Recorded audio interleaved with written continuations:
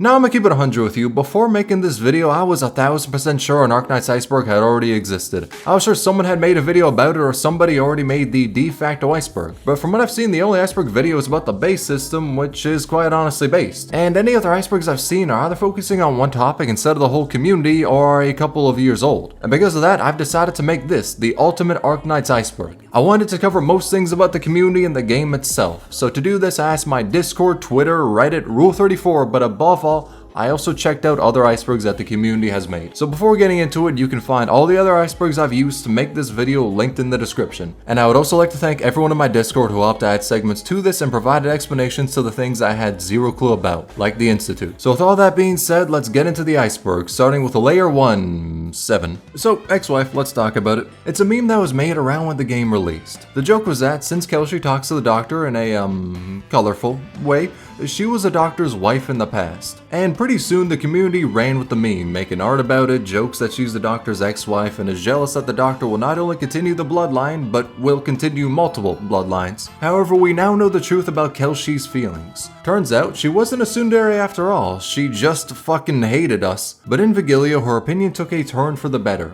So, all in all, she wasn't the doctor's ex-wife. However, future wife is still kinda on the table. And let's talk about the doctor's donkey, I mean daughter now. So the meme of Amiya being a donkey and W being a cockroach is really easy to explain. It exists because of Amiya's 10-foot long TV antenna ears that makes her look like a donkey. And in the case of W, she just is a cockroach. Currently getting hunted down by Melantha with her skill. Which is a meme unintentionally made by Kyo. They make guides for Arknights using low rarity units, and since Melantha is a really strong 3-star, she appears in most of them. And in those guides, you can be sure to hear Activate the Melantha skill now. He said it so much to where whenever the community activates her skill, his voice faintly plays in the background. He's pretty much Pavloved us. Now let's talk about Bilibili. Long story short, it's basically Chinese YouTube. Now the reason I bring it up is because, I'm gonna keep it 100 with you, the creators on that platform go kinda wild. There are so many high quality videos uploaded about Arknights daily. Now I mean, I can't understand a word that is being said, but at the same time, this is one of the funniest things I have ever seen. And I never thought someone could make a montage of Arknights gameplay, yet here it is. So they need to be included because even though most Western fans may not go on Bilibili or understand the videos on it, the amount of memes and genuinely amazing creations on it is a gigantic part of the community. By the way, those videos are linked in the description. So continuing the bloodlines is a meme so large that if you told me you haven't heard it, then I would shoot you on the spot, as there's a 99% chance you are an alien imitating human speech. The meme came from Resident Evil on how Chris Redfield really wants his sister to have a wholesome time with Leon S. Kennedy. And the Arknights community evolved this meme to never before seen heights. In fact, it'd be easier to say that if a bloodline exists, someone has drawn a comic of the Doctor wanting to continue it. The Noodles, the Royal Banshees, Silver Ash, Amina's sisters, Astasia the Swede, that's right, literal gods, and hell, in-game even Holahak brings it up. The community's logic is literally, if a bloodline exists, then someone needs to continue it. But if everyone's bloodline wishes came to fruition, then by the end of Arknights, half of Terra is gonna come from the Doctor. And quite honestly, that shit would be peak writing. Actually, Hypergriff needs to do that. Speaking of peak, Wheels, let's talk about them. So Wheels is someone who draws and animates a ton of things, mostly pertaining to Arknights. And their animations are, well, yeah, let me just say this. There's a reason they're at the top of the iceberg. Everyone's seen them. Like, deadass, I got friends who ain't even heard of Arknights before. Hell, they refer to it as Ark of Knights, and them motherfuckers still know about W-Dance. Possibly because I always spam the skill issue gif of her dance to them, but that's besides the point. Everyone knows about Wheels' drawing, so much to the point where they actually worked with Yostar and did the animations for a fair bit of live streams. So it's pretty normal to say that they are one of the most well-known artists in the community. And little side note, the Shadowbringers animation they did is my favorite. They absolutely cooked in that one. And the idea of Amiya being the Warrior of Light is perfect because hearing her say this line would make me reach Nirvana. That shit would be funny as hell. Almost as funny as the, translations, unfortunately. Now, many people know this, but Arknights has had a few, maybe more than a little few, moments where the translations wasn't precisely the most clear thing known to man. Yeah, I'ma stop beating around the bush, that shit was kinda ass at times. Now this isn't me talking shit, some of these chapters have a larger word count than a book, and a new event is dropped bare minimum once a month. So it's entirely understandable to have mistranslations, and the most recent chapters have had much better quality in my opinion. Bar the whole 4 attack is physical damage 120% times translation that happened fairly recently. But yeah, in the past there were a lot of cases of pretty fucking funny translation errors or times where the tutorial was kinda, not in English. And let's not forget the birth of or my personal favorite, Annihilatio. All in all, I kinda like the translation errors because, you know, they make me laugh. Yosar should do more of them. Yo, hell, sign me up for the translation team. In a week, all the players will be wondering why every event culminates in saying that Exia is the best waifu. And on the topic of best girl, let's talk about the man that can become them all, Thorns. So Thornification is a name heralded by the people of the community, used to describe a process that rivals the power of God. It is a phenomena that describes how every waifu, not only in Arknights but in other games as well, how they all turn into thorns. Where it came from, nobody knows. Why it's done, nobody knows. What's the meaning of it? Well, we all know that. It's because Thorns is pretty damn hot. Hell, it got so big to where Blue Archive even made one of its official characters look like Thorns. This is not misinformation, I swear. It's as true as 1-7 being the endgame content for Arknights. Now, if you somehow don't know, 1-7 is this stage that gives you these rocks. Thing is, you need roughly a million of these rocks, which causes 99% of players to just auto this stage when there's no event going on. Everyone eats the rocks, it's unavoidable. And this is by far the best stage to get them, therefore, if you play Arknights, until the rock mines you go. And you can also use them to make rolls, but that process is largely not worth it. Doing that shit is kinda a lap dumb moment, which would be this phase. Consequently, this is also the face I make when I avoid farming 1-7 and can suddenly not raise any operators due to a rock deficiency. But it was made for this art trip by this person, and since it was funny as fuck, the community started using it everywhere. Now, we're talking about lap dumb, let's talk about one of the dumbest times for the entirety of the community. So, after the first anniversary livestream, there was a secret outro, and in this outro it displayed the art of 6 future characters yet to be released. Thorns, Mountain, Golden Glow, a Cheeto, Suitor, and Saga. And where the entire community got played for fools, kind of their own making, was Golden Glow. The only thing we had to go off of was this little art of hers. She appeared nowhere else prior to this. And people started saying how she looks like Corone due to her dog ears. And since we didn't know her name, people either called her Pink Dog or Pink Corone. And this was her name for a, long time. The thing is, that reveal was around April 27, 2020. We didn't get her banner until February 15th, 2022. It took almost 2 years between when she was revealed and when we got her. And when she was revealed, the NDA was lifted, and that's when her artist, Nami, opened the floodgates. For damn near 2 years, every single person in the community was calling her Pink Dog. We thought she was a dog. Then Nami came in and revealed the truth no one was remotely ready for.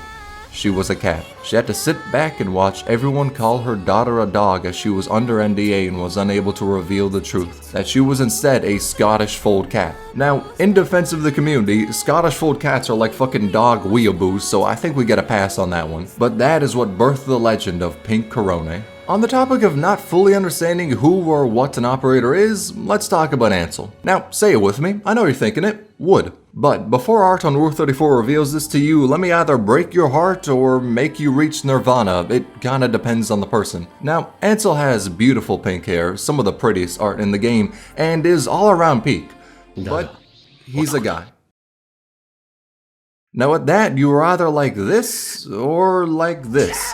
Now, depending on the person, either you're welcome or you should have been gay. Skill issue, to be honest. Speaking of skill, let's talk about 1Ps. This is a self-imposed challenge where you're only able to have out one character at a time. Is there any reason to do it? Nah. Does it look cool as shit? You're goddamn right it does. So 1Ps are literally just a genre of a way to clear stages. I mean, there's many different genres. Either Defender Knights, where you only use Defender, Caster Knights, Niche Knights. If there's a challenge to be imposed on oneself, you can be assured that the Arknights community has done it. This is the most productive masochism I have ever seen. I never thought clearing a stage while only using one towel would be something people thought to do, but I'll be damned if it ain't kinda amazing to watch. Something else that's amazing though is the beans. Let's be honest, we've all seen them. I ain't really gotta explain what the beans are. Hell, I've seen more art of the beans than regular art of the Sui siblings, which then made me question something. Who made them? I thought Wheels did, as they've done some bean-oriented animations for live streams, but when I asked them about it, they said that South AC made them. Then I went to ask South AC about it, but yeah. So instead I messaged them on Pixiv and found out 10 days later that the last time they uploaded on Pixiv was a year ago. So they probably ain't ever gonna see that message. In terms of my non-interview sleuthing, I couldn't find any art they've done of the beans. So if I were to hold a guess, I'd say that they were commissioned to do it for official merch. Regardless, they're the creator of the beans we all love, so make sure to follow them, especially because their Sinclair art is peak. And another thing that's peaking is the last node of layer 1 is Mostima's tongue. I'm not gonna cap, saying that out loud was much weirder than I thought it would be. So the premise of this one is simple. Mostima has a blue tongue. Why? Well, her lead 2 artwork shows it to be bare minimum canon. Now if you ask me why it's blue instead of, well, fucking not blue? I really cannot give you an answer.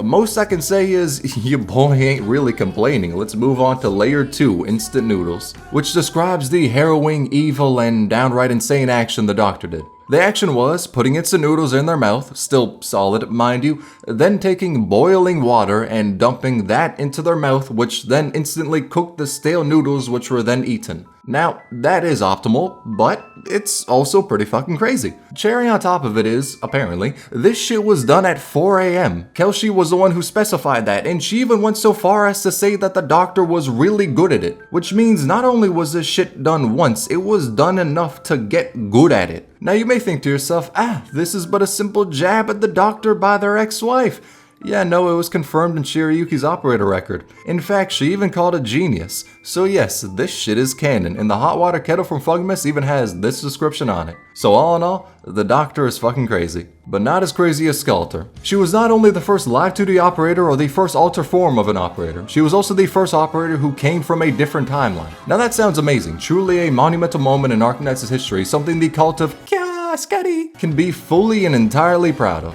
But this is Ark Knights, nothing is happy forever. Or, hell, nothing is happy, period. The thing is, Sculptor is from a different timeline, in which she joined the hive mind of the Seaborn as their god, Ashar-Mla. That's able to happen because even though Ashar-Mla was hunted and killed by the Abyssal Hunters in the past, after the battle was done, its blood went into Scotty's wounds, causing it to lie dormant within her. And if Scotty embraces her Seaborn blood, that will result in her kind of pulling an Eren Yeager and killing like 90% of the people in the world. This text explains it all. Basically, Terra finally fucking came together for once and threw everything they had at the Seaborn. The Grand Knights, the Emperor's Blades, the Apostolic Gun Knights of Laterana, the Golden Gods of Lathania, the weapons of mass destruction created by Columbia, the ancient arts of Sami, and the leadership of Yan, keeping the crumbling nations standing together.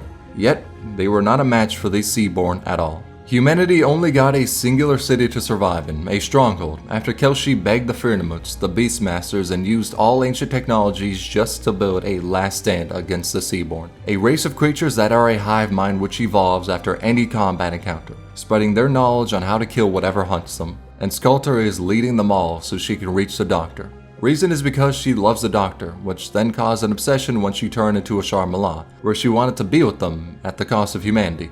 All of it. And her voice lines confirm that even with the last city, the Abyssal Hunters have died, and so have Kelshi and Amia. In fact, all the Doctor's friends have died. Sculptor is the worst possible timeline that can happen. If she becomes Ashar-Mla, then everyone will die. The Seaborn are just too strong. In a nice 3 ending, we see Best Boy Mizuki pull up and save humanity, but if he hadn't done that, everyone would die. But that's a different timeline from the Sculptor one. Thankfully though, canonically, neither of these timelines have happened. Granted, it still always can. Scotty's kinda a ticking time bomb. But since this topic is a little too depressing, let's move on to the person who made our savior Mizuki. As I said prior, Nami is the artist of Mizuki and Golden Glow, basically their mother. And my lord, she shows her motherly love often. On her Twitter, which you should follow by the way, you can see many posts where she asks about Mizuki and Golden Glow. Either plushies of Mizuki, advertisements of Golden Glow, Risk 18 clears with them, or Mizuki's soft armpits. And also Mizuki in a maid outfit, and yes, this is peak, we need it as a skin. But she has been very prolific with her love for her characters, and Golden Glow decided she did not give a damn about that fact. When Nami went to roll for her, she decided to aim for max potential, which ended up costing her about 587 pulls. Well, it wasn't about that much, it was actually specifically that much. And that only gave her 5 copies, so for the last potential she used class coins. But that stream showed us 2 important and beautiful things. 1. Nami's love for her children. She is willing to do anything to max potential them. It is really beautiful. And 2. We got to see the strat Hypergriff uses to get back all the money they spend hiring artists. Truly it's a god tier business strategy, on the same level as the KFC collab. So KFC is canon refers to these skins we got in the past from the collab. Now because of that, KFC is essentially canon in Arknights. The wild part is, this was meant to be some big hidden secret whatever the fuck because it happened years ago, and after placing it on the Iceberg, they kinda just did the collab again. Now I'm not saying they did that because I put it on the Iceberg, but I am saying that y'all should thank me for giving global players another Exia skin, as originally only CN had the collab and global didn't get the skins. It was like that because they made the collab before the global version was out, which meant we didn't get the Exia skin. And I suppose the other skins too, but like who the hell cares about them? Instead, let's talk about something people really care about though, Saria and Silence. So in about the first year of the game, people start to ship Saria and Silence. We have their relationship dynamic more pinned down now with stuff like Ifrit's manga, Lone Trail, etc. But in the past, we didn't know shit. We just knew Silence wasn't a big fan of the muscle mommy, and in spite of that, Saria openly wore her feather. Which I know seems kinda whack, like she just snapped that shit off of Silence, but it holds a different meaning. Liberry, the Burb race, give their feathers to someone they're affectionate towards. Which means that in the past, Silence was affectionate to Saria. We know why now, but year one, it was basically speculation. And Silence really wanted Saria to stay the hell away from Ifrit, who also has her feather. Which made the ship of Saria and Silence seem like Silence was the lone mother doing her best for her kid Ifrit, while Saria was the deadbeat dad. Of course, we know now what the relationship is more specifically, but that was always a funny early ship. And quite possibly the funniest piece of drama was easily the Arknights designs are over-sexualized. So this was a fun one, hell I even made a video about it. It all started when this person made a comparison between Arknights designs and Genshin designs. They said that in their opinion Arknights designs are good whilst Genshin designs feel lifeless, using Golden Glow as an example. Then someone came in and said that her design is just a bunch of random shit thrown together. And they decided to double up on that statement by saying Arknights designs are just hypersexualization to appeal to horny teenagers, which then caused the greatest ratio I have ever seen. It felt like about 8 million people came out of the woods and hunted their ass down with the greatest smackdown of all time. Everyone was quote retweeting their ass with pictures showing just how over-sexualized Arknights is, showing Fia Meta wearing regular clothes, or displaying Shiny in her Aileen the Crow cosplay, and lest we forget Mudrock wearing her sultry full-body armor.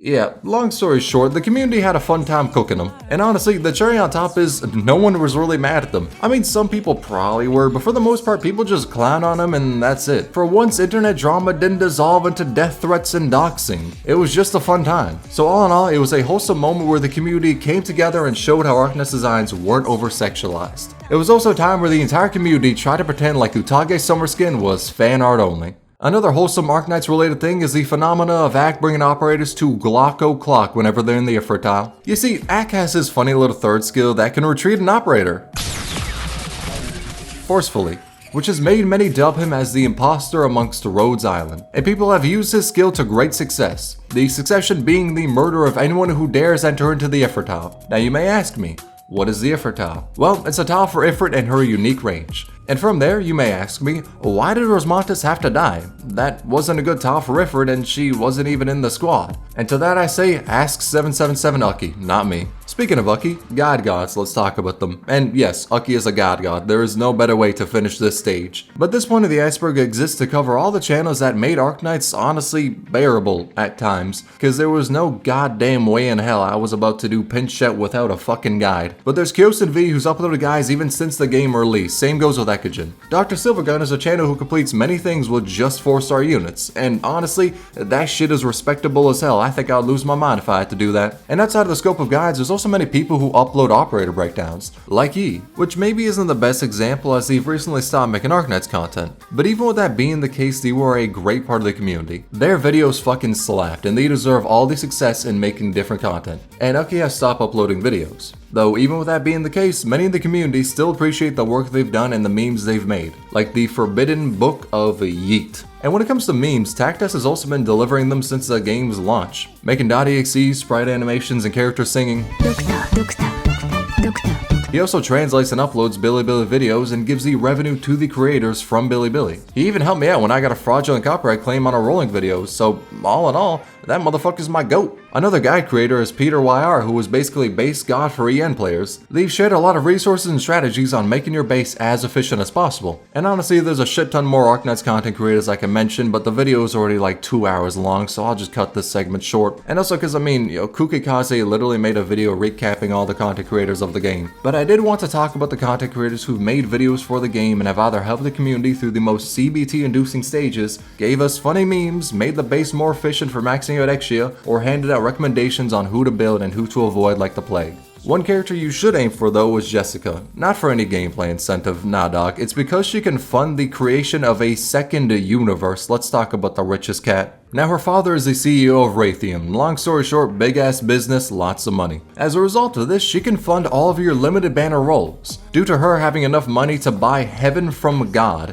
many people have been speculating that the reason she has 3 skins and an alternate form is because canonically she owns Hypergriff and has all outfits in Terra. What we're seeing is only an infinitesimal amount of her wardrobe. You may think this to be a hyperbole, but think of this. Her father runs Raytheon, a weapons company, in Terra. The land that has a war every single month. Business is booming, and I mean that in a literal way. So long story short, that's how Jessica can canonically buy Rhodes Island with her pocket change. Hell, her garbage can probably be used to fund 8 different E2s. And on the topic of garbage, let's talk about the man that fell into a garbage collector, Kevin. So in the third Annihilatio, you can see a jetpack soldier have their jetpack malfunction and drop into the garbage collector. That's Kevin. In the past, him and Ethan were friends who wandered around the world together and decided to join Reunion. Though later on Ethan left Reunion and Kevin became a Yeti Squadron member, which then led to his path of falling into the hole. Not only once, but every single time we auto this stage. He's basically going through a fucking re-zero death loop. Now some brave souls try to save him from this fate, and it was impossible, until Irene released. Her skill is able to levitate Kevin and allow him to go away from the hole and live a better life. That is, until he goes into the blue box and the doctor eats him, which is possibly why it might be better to just let him live and drop into the hole. As in Ethan's operator record, he heads out to find Kevin. The two of them meet. Ethan gives him neuropathy medicine and sees that Kevin is living a normal life in Lungman as a soda seller. Then the two say their farewells and head off on their own paths in life. Kevin to continue living in Lungman and Ethan to continue being used only by doctors following Kyo's guides. I mean, come on, everyone follows them. Just like how everyone knows the torture of the early ads. Because I'm gonna keep it 100 with you, the early Arknights ads felt like a psyop to kill the game on global. In my personal opinion, this game kinda good, right? But the ads made it seem like the shittiest gacha cash grab of all time. There was literally an ad that showed the characters getting their ass whooped in a stage, and the way to beat the stage was to not implement any strategy whatsoever, but to instead gacha for a 6-star. Bro, not only did they wipe away any semblance of strategy this game has in that ad, they also completely ripped off my strategy for clearing stages. That was some bullshit right there. But the ads did try to make the game seem like the horniest Coomer bait known to mankind that has throwaway gameplay you can clear by just grinding and leveling your units. Which actually makes a lot of sense as to why the ads were that way. I actually just came to the realization that the ads in Arknights were not a psyop to ruin the game's reputation on global. Nah, he just mixed up the marketing campaign with what Azura Lane wanted to sell their game as. Holy shit, that makes a ton more sense. Yostar must have switched up the advertisement guidelines for the two games. Jesus, after 3 years, I finally found out why they were so ass. Man, I feel like I know everything right now. Damn, yo, call me Kelshi. Or don't, I actually don't want to be called the old well. Now, Kelshi's nickname comes from 2 factors, the first one being her age. So, in case you don't know, spoilers for Kelshi's module record Walk in the Dust Lone Trail in Chapter 11. Skip to here if you don't want to be spoiled. But, long story short, she's immortal. She has lived for many years back when the Sarkaz and Sancto were known as the Tikaz. She witnessed the fall of Gaul, hell, she was even there when the Battle of the Four Emperors happened. She saw the creation of Kirag, lead to the genocide on the Sarkaz, and she even died, to only be resurrected after time had passed. Her real name is Amaten, and she was created by the ancient civilization that came to Terra. She's trying to save Terra, and her actions so far have been for that goal. In a walk in the dust, she prevented Columbia from acquiring weapons of mass destruction. She stopped a war between Victoria and Ursus, and acquired the Rhodes Island landship to start the company. She knows most things about Terra and is on a mission to make it a better world, to save it. Even though she herself is not the most powerful person, she cannot control all of Terra, cannot monitor what dangerous acts are being committed, but she still tries to help the world, even with 10,000 years of its weight bearing down on her. Due to that, she distrusts humanity and is pessimistic on their future. However, she has not stopped helping it, and her actions have saved the world more than once. And because she has lived for 10,000 years, the community decided to call her Old Well when her icon appeared next to this node's name. It was simply a skill issue. If you didn't want the moniker, you shouldn't have dropped right there. I know for a damn fact the person who made her Lowlight is disappointed in that play. In case you have zero clue why I just called a low brightness light a person, let me explain who Lowlight is. Long story short, they're the person who made Arknights. Lowlight, or Hai Mao, is the founder of Hypergriff and is currently the head producer of Arknights. So long story short, yes, they are John Hypergriff. Now the reason Lowlight is here is because, yeah, on one hand they did make the game, but who gives a shit about that, am I right? The real reason they're here is because Lowlight is based as fuck. Let me give you an example. Someone made a deepfake video of him singing Arknights I, and that shit became a meme. Fast forward to 4 months later during Hypergriff's year-end party, this Chad decided to play a video on the mini-movie screen they had, and nobody could have prepared themselves for what was about to play. It was Lowlight not only mimicking the video of Arknights I, but he was also singing it. And the memes don't stop there. Recently someone made a post about the new event saying how they don't like the portrayal of rice crops being stepped on. They called Lowlight a royal descendant who doesn't understand the commoners' hardship. His response to that was simply, "What? I farmed before." He also got the title of Pharaoh due to his love for Egyptian culture, which also resulted in a meme being born called the Pharaoh's Blessing, to only later be officially recognized when they had this art appear in a live stream. It's the meme, but his face has been replaced with a rundum. There's also the other title he has, God Hand. Let me tell you the tale of how this moniker was bestowed. On the morrow of Arknights' first anniversary livestream, there was a Wheel of Fortune. It would determine what rewards the players get, and all is, naturally, all. So the Wheel of Fate was spun and came to a stop.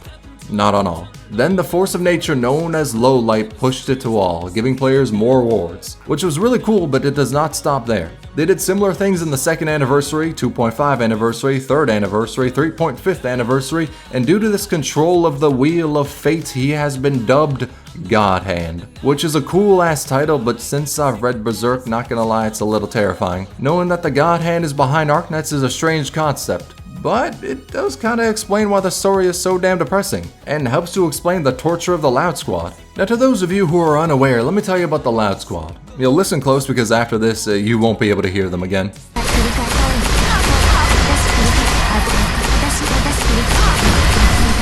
Yep, that's basically the explanation. You're welcome. Now Destiny is a funny one. In the past, they teased a collaboration between Arknights and Destiny 2, then followed that news up by what you're hearing now, silence.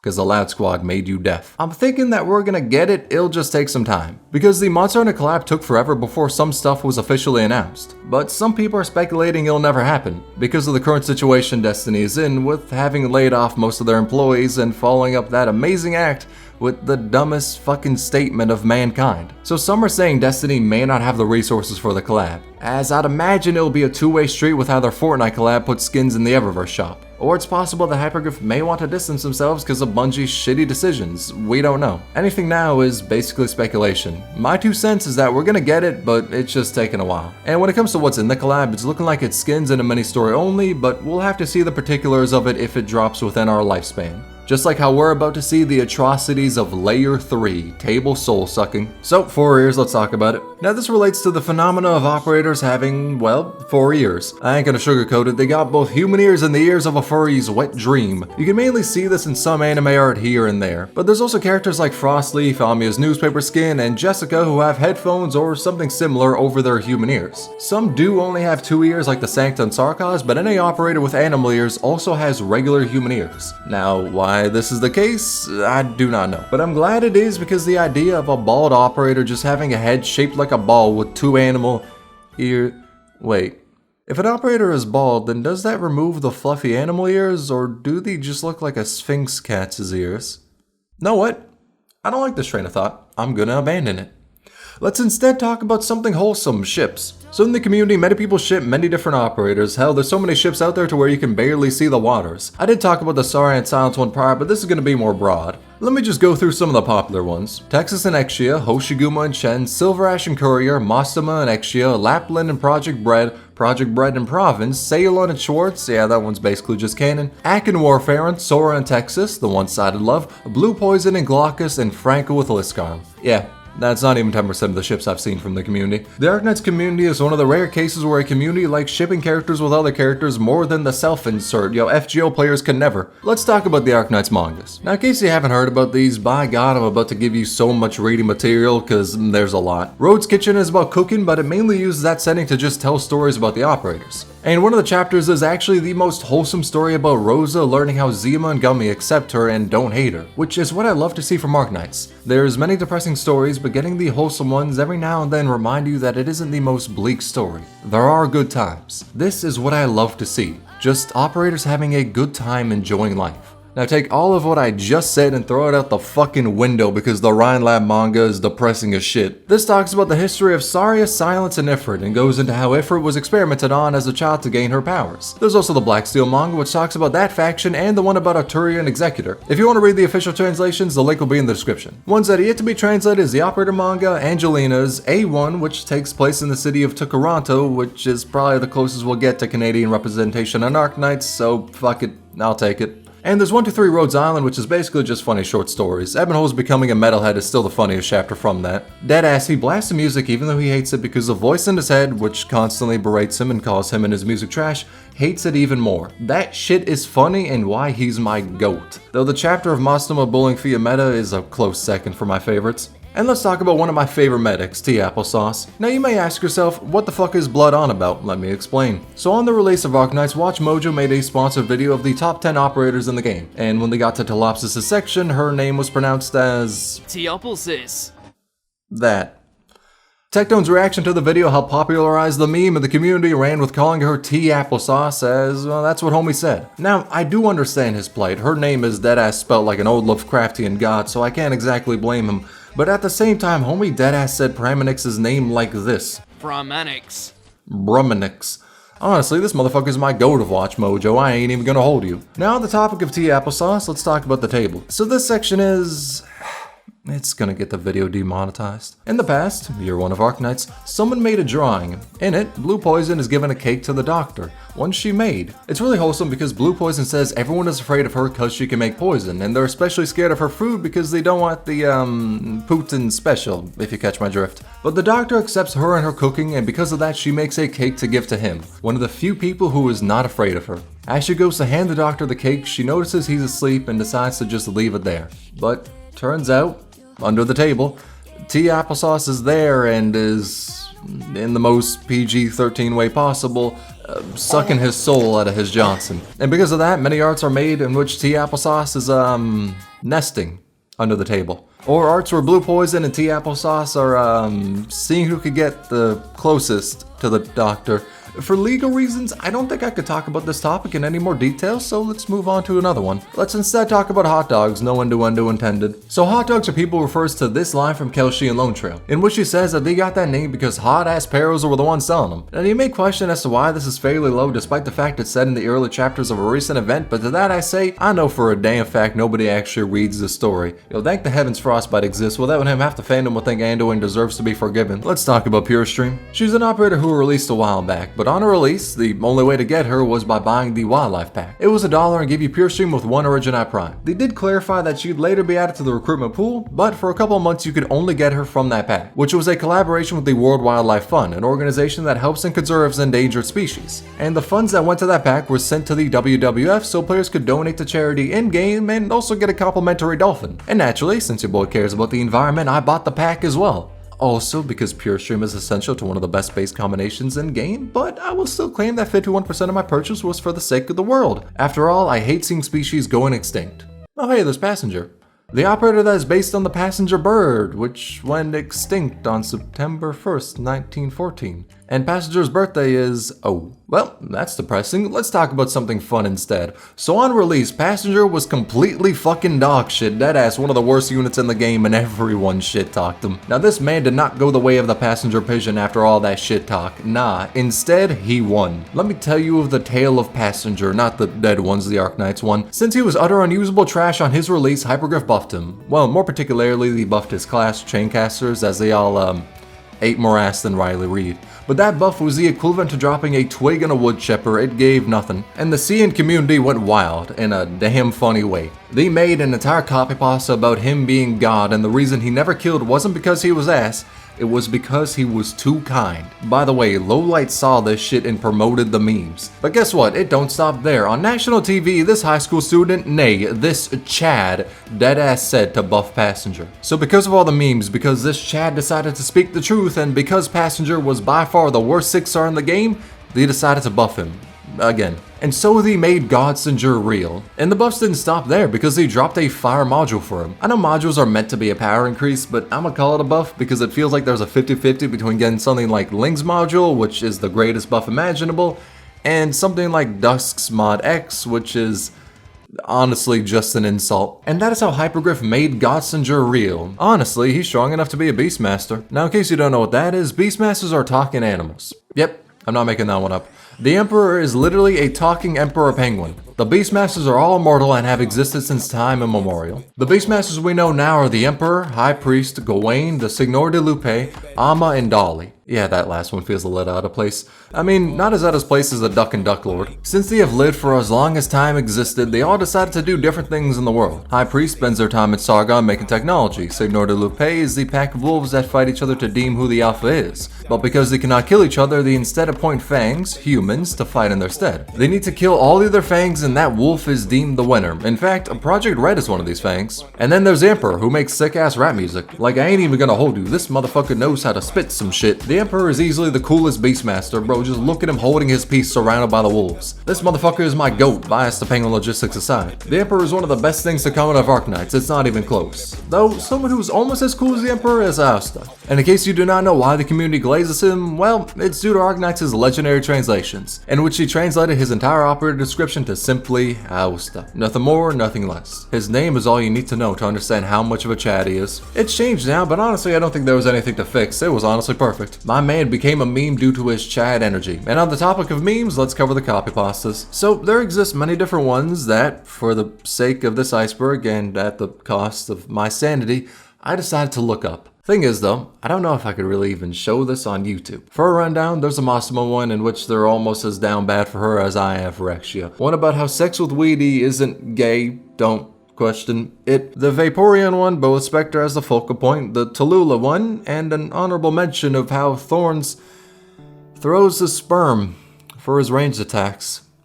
And no, I am not describing that one. I refuse. This iceberg was a mistake. Yeah, that's all for the copy pasta section. If you want to see more, you can easily look it up. I need not stain my eyes more than they have been, and we will never talk about these copy pastas again.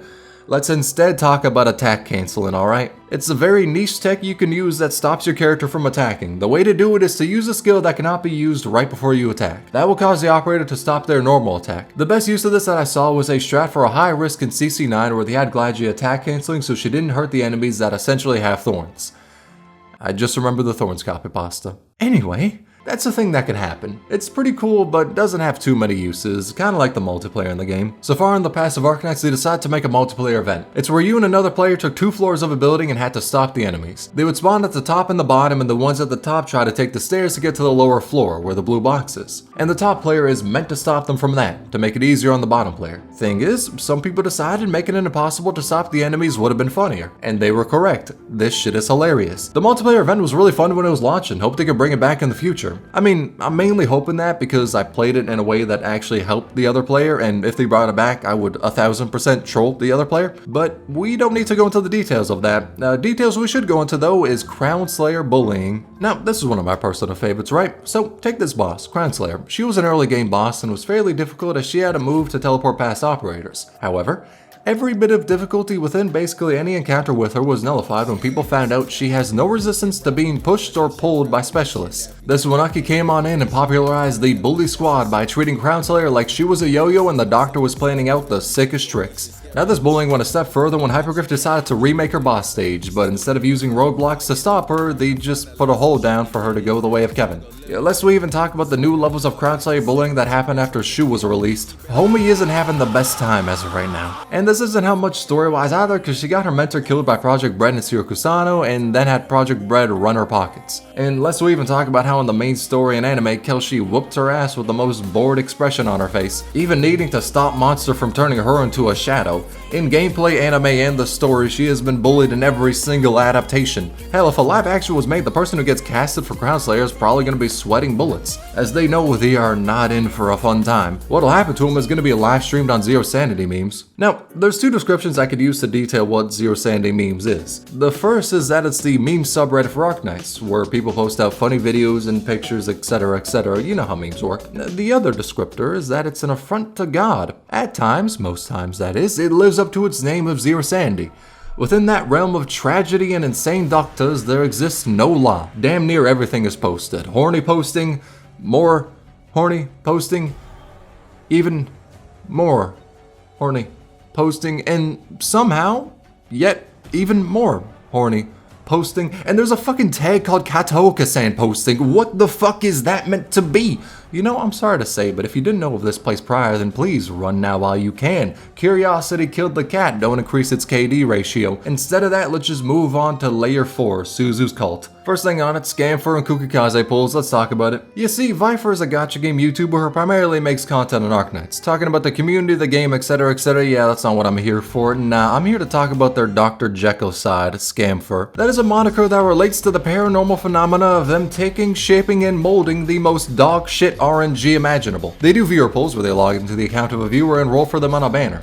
Thing is, a lot of the times, like 90% of them, it results in permanent account damage. Against all odds, consistently defying probabilities set out by mathematicians, the rolls find a way to prove that rate up is a lie. Shit, them rolls basically taking a page out of Nexon's book. And due to this, the name Scamfer was not given to Viper. No, it was earned. Meanwhile, on the other hand, Kukikaze can take 3 pulls, a missing shoe, a chewed up gum wrapper, and somehow get pot 6 on half the cast. Truly, I do not know the Ouroboros method they have in store, yet there is definitely some binding vow between the two of them. For every account Viper crushes, that's another one saved for Kukikaze. We deadass got the heaven or hell you could put your account through, and it's hilarious. Yo, deadass, 2 sides of the same coin, much like Province and Scavenger. Now when it comes to this ship, I didn't bring it up in the ship section as it goes a little deeper. That is to say, it's kinda official. In Scavenger's profile, there are 2 pretty interesting archives to look at. One tells the story of how she loved this girl from her home village, but was then thrown out due to her being infected. And once she met her love again, she was already dead. Yeah, that shit is kinda depressing, but what I want to focus on is the fact that she likes women. She's the first confirmed LGBT plus character in Arknights. And in another archive of her file, well, easiest way to put it is, do you know how gay Moby Dick is? Like, imagine that, but with women instead. Wait, that's just Canto 5. But yes, this archive shows she has feelings towards Province, and what's more is that the official artist for Province made art that's kinda sorta entirely shipping the two of them. Now it's not like 1,000,000% confirmed, you know, they haven't been roommates for 10 years now, but like come on dog, this shit is more obvious about being gay than I am about being bisexual. Let's talk about the king of controversy, Summer. The reason I say that is because damn near half of Arknights' controversies have all taken place in Summer. At first it started out small. To get materials from Obsidian Festival, players had to do stages, get currency, to then buy a token to do a different stage and use what they got from that to then buy materials. So it was way too convoluted, but nothing terribly egregious. Not that many people were mad, but they were a little annoyed. Then next summer came around. In it, they did a rerun of the prior summer event, Heart of Surging Flame, and Hypergriff decided to make a new banner with thorns. Thing is though, since it was a rerun, anyone who played the event prior was unable to get any more Origini Prime, which meant less rolls, but also no way to get new skins for free. As in other events, you can complete the stages, get the prime, then buy a skin for free. But in this one, older players couldn't do that. Add that to the fact that back then, Thorns was probably top 5, easily top 10 operators in the game, and yeah, it's understandable to be pissed. As a response, Hypergriff said they will never introduce a new banner on any reruns. And 3 years later, they've stuck with that. No rerun has had a new banner. Even though it seems like some were meant for a rerun, like Suter being in Granny's event and a Cheeto being in a Coda Brawl rerun. They also decided to rerun Thorns' banner and Unetix's banner after her event, so players could get prime from that and another chance to roll Thorns. Or use that prime to buy the skins that dropped during Thorns' banner because they were also being rerun. And finally, they gave players a free 10 pull as well. All of that calmed down the shitstorm that was the first and only instance of a new banner on a rerun event. But that is nothing compared to how the community reacted when Summer Chen released. By God, that was hell. You see, at the time, Arknights never had a limited summer unit before. We had Chinese New Year limiteds like Neon and anniversary limiteds like W and whatever half anniversary ones as well. This made it so there was 2 pools for limiteds with them running 3 limited banners a year. Then they came in with the limited summer pool and people weren't the most happy, as that was now 4 limiteds a year when prior, at launch, there were 0. So that's where the controversy started. The oxygen for the fire was the fact that she was top 3 strongest units in the game, arguably at the time top 1. The gasoline for it was the fact that she looked like another operator, Blaze. The propane was how people felt that the altar was random and not story-based at all. Most people felt that Summer Chen was just a lazy alternate form of a popular character, as in the event she kinda just pulled up a water gun out of nowhere, so it didn't feel as lore deep as something like Sculptor was. And the sprinkles on top was how the character sharing the raid up, Mizuki, was kinda dog shit at the time. This caused players to feel like Summer Chen was a cash grab. Make a new limited banner out of nowhere, make her broken as fuck, make an alternate form of a beloved character whilst not having the strongest basis for an alter form, and have her look like Blaze. And have the alter form be based on her outfit from Heart of Surging Flame that everyone wanted as a skin. and then just remove it in her E2 in favor of some really mid drip. This controversy had CN players make a list of 15 demands for Hypergriff. No limited summer banner, no poorly explained alters, decreasing the spark from 300 to 120. They should dead do this shit, by the way. Cancel the limited banner and make it Solo Mizuki. Doc, this one would have caused way more controversies if they did that. Change the E2 art, which they did and made her look less like Blaze. Change all the old character arts in the game. That demand is whack as hell and I don't really gotta explain why. Explain why it looks like this Ami art is plagiarizing from this company. Demanded the lead artist to explain the issues about their art and the issues in the art book. Change a store package that gave players less in it than what it gave in a previous limited event. Understandable, and they did end up giving more for that package. Explain where Pink Doggo, Golden Glow, is. Promised the new module system is free to play. Hypergriff said it was, but some players lost trust in them due to this event, so they thought it wouldn't be. Turns out the module system was completely free to play friendly, but at the time players had no way of knowing. Proofread all future and past dialogue. I disagree at this point. I say proofread less, it's funnier that way. Make event timings planned out better so there isn't rerun after rerun, as stuff like that is really boring for older players. And prior to this banner there was a 2-month period of nothing new except for Vigilio. Make new story chapters come up faster, and finally tell us if there will be new roguelike game modes and if they'll be permanent. Hindsight 2020, we got up to 3 at the same time and all are permanent. So yes, that is the list of demands and goes to show how nuclear Summer Chen was. Some of them were addressed, others were valid and I completely agree, and some were just people throwing needless hate on the head artist for Arknights, and I personally cannot get behind that. Though it goes to show how that was probably one of the lowest points for Arknights. Thankfully, the next summer event, My Ideal City, didn't really have any noticeable controversy around it. But So Long Adele had some people complain that there are too many alternate forms of operators, and I agree, as there are some I would love to see taken out of NPC jail. Like Lemuin, Ascalon, Lemuin, Logos, Lemuin, Closer, Lemuin, Opian, Lemuin, Mechanist, Misery, that Lemuin is not an operator. Okay, I got a bit of a bias. Aside from me spitting facts, out of 4 summer events, 3 have had controversies with them. I don't know what this summer-based curse is, but my god is it funny as hell. Straight up, the next summer event feels like a 50-50 chance between being normal or another shit show. We'll have to see. It's a curse, much like the curse Exia has. Yeah, it's time. Time to talk about the extra dojins. And due to how the subject matter is, I'm a deadbeat showing cute pictures of cats because showing what I'm talking about will traumatize all of you. As a disclaimer, I'm not sad about how high this is in the iceberg. No, I'm fucking despairing that it should be higher. Deadass, this deserves to probably be in the 2nd layer, but your boy wants to represent the community a little well. When I was making the iceberg, I wanted to put it in the lowest tier, but everyone said that shit deserves to be higher. And I get it. I know. Dear God, trust me. I know. But please, let's just somehow pretend, that not everyone knows of this accursed knowledge, alright?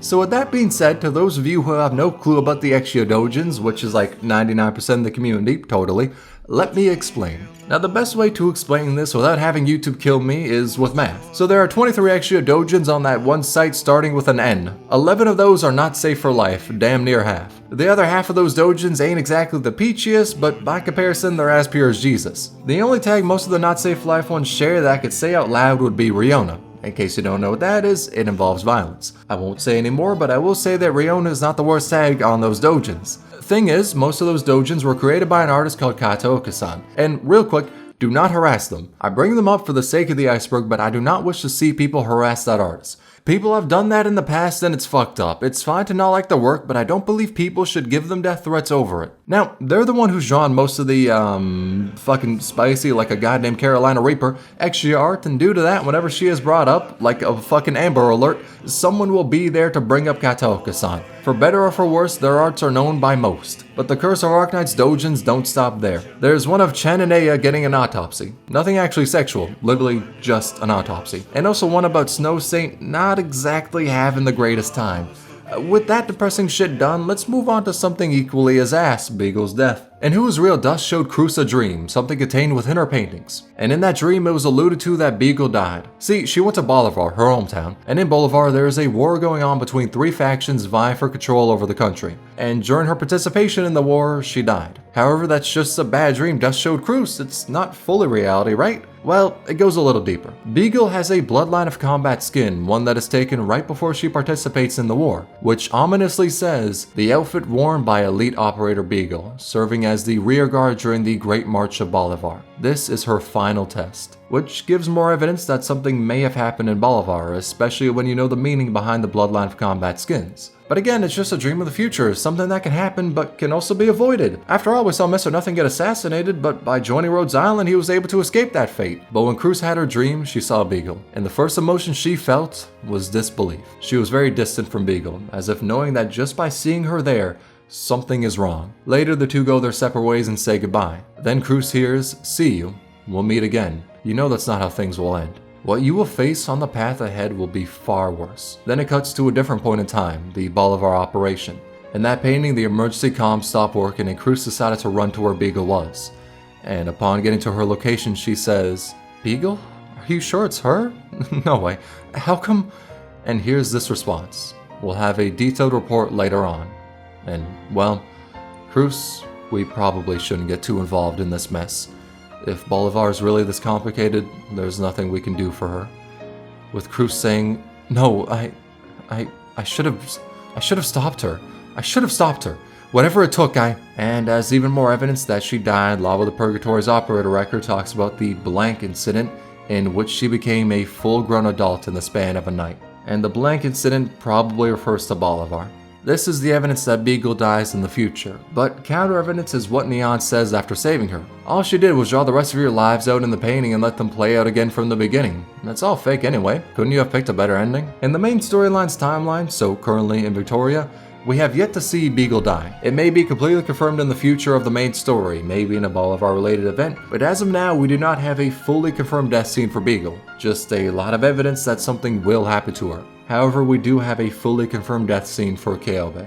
It was in one of the endings of her integrated strategies, Fung Mist, in which she died with the cause more than likely being the copious amounts of shrooms she consumed.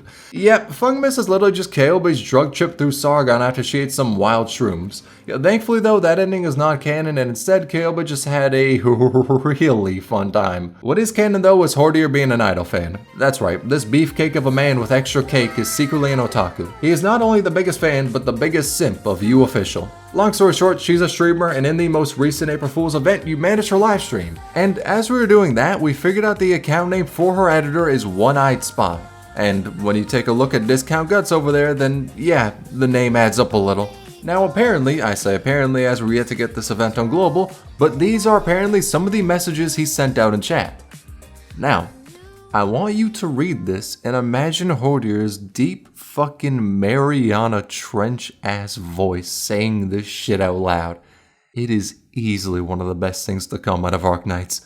As a result of his simpery, two things happened. One, players took it as confirmation that he was going to survive the current story arc because people were not 1000% sure on that being the case. Two, immense amounts of art started being made with him being an Idol fan. Fanboying, getting hyped for a stream, having a body pillow, you name it and it has been made. It feels like the entire Arknights community banded together to show this man as a fanboy in all of his forms, and it is beautiful. The only other time I saw such connection within the community was for Platinum's faceplant. A bit more than a year ago on Japanese TV, Hitomi Honda, an idol, Hordier's probably a fan, was cosplaying Platinum and had to use an ab roller while a man wearing a muscle suit commented on it with people reacting to it on face cam. Now as to why that is the case, there is only one answer. It's Japanese TV. And as the cosplayer tried to use the ab roller, they heroically face planted on the ground. And the entire Arknights community saw this shit. Within what felt like 0.2 nanoseconds, artists came out with 5 million different works showing her having face planted. It felt like for a brief moment technology advanced to where people could immediately draw and upload the image they were thinking about. Everyone drew her face planting and that became associated with Platinum. The memes died down now, but the memories about it will never fade away. Just like how Platinum will never have a six-pack, or how Hyperglyph will seemingly never decide to take an easy-ass bag. Let me explain what I mean by this point. So there exists an infinite amount of moments where Hyperglyph can do something very simple and just print money. What are those, you may ask? Giving us Maid Kelshi or Butler Kelshi, preferably Butler Kelshi, making any of the Ambiance Synthesia outfits into in-game skins, giving us the Angelina and Masuma sportswear outfits, giving us this extra outfit that I don't even remember where it's from, but I have it saved as a screenshot on my 6-year-old phone because I am the most insane extra simp. Point is, there are a multitude of different sprites which already already exists that if made into skins will have everyone throw money at the screen. Yet for whatever ungodly reason, Hypergriff refuses to do it. I do not know why they haven't, but not making Kelsey Butler drip into a skin is the greatest form of financial sabotage. We already got the sprite, dog. You don't need to add anything else to it. We'll buy it from the store in that form, goddammit. Them not making the easiest financial choices is almost as whack as Suzu and having a cult. Now I'm not talking about the cult. Nah, I'm talking about an official in-game one. In Suzerain's operator file, you can see a paragraph rivaling the length of this video being used to detail every action Suzerain takes in a day. And at the end of it, they say, Miss Suzerain is our light. And to not let her meet Lapland, that one's a smart decision. But the operator record showed us how a cult exists who calls Suzerain our light, which has caused many artworks to use that term in a literal way, as in Lightbulb Suzerain edition, and also for people to sob and say, our light, whenever she briefly appears in a live stream. Yep, one of those is a little more wholesome than the other. The other is about as wholesome as Iness's history. So this is Iness. You may look at her and think two things, damn them thighs. Also, she's a Sarkos. Thing is though, she isn't a Sarkos, she's a Cabernet. In her E2 art, you can see Ebenholz's ancestor, and in Dark Knight's memoir, they talk about her shaving her horns to look more Sarkos. Thing is though, with her being a Cabernet, she should have ears that show that. I mean, look at Eben and Aya, they both got goat ears. In fact, we don't even see a tail. This has caused people to think she either hides her ears under her horns or has, you know, sukined them. Like sliced, dismantled. Okay, she cut her ears off is the theory. Tail is a maybe, but I feel as though that's easy enough to hide. I mean, as long as she wasn't really taking back shots from Hordier, there was probably no reason to. Though her reasons for appearing like a Sarkos become apparent in her operator file, where she hands an orphan Lathanian boy in Kazdil a file and says, only a Sarkos can survive in Kazdil. And Iness later says the only difference between her and that boy is that she survived afterwards. So it's likely something similar happened to her. Now if she did cut off her ears, or if she is a Cabernet that just doesn't have noticeable ears, I couldn't tell you. But I can tell you that she had to pass off as a Sarkos. Even now, she still doesn't disclose her race to Rhodes Island, just like how Cruz never disclosed her eyes either. In her base form and altar, she dead held the look of Brock, never opening her eyes. Why? Because if she did, God Cruz would be awakened and bring calamity upon Terra. And also because she's sleepy as hell. But in an art book, we finally got to see her open her eyes, and they're green. Now, what you will do with that knowledge, I don't really know. Much like I don't know what you'll do with the knowledge that smart toilets are real. And Undertide, Scotty laments being on the land instead of Aegir for many reasons,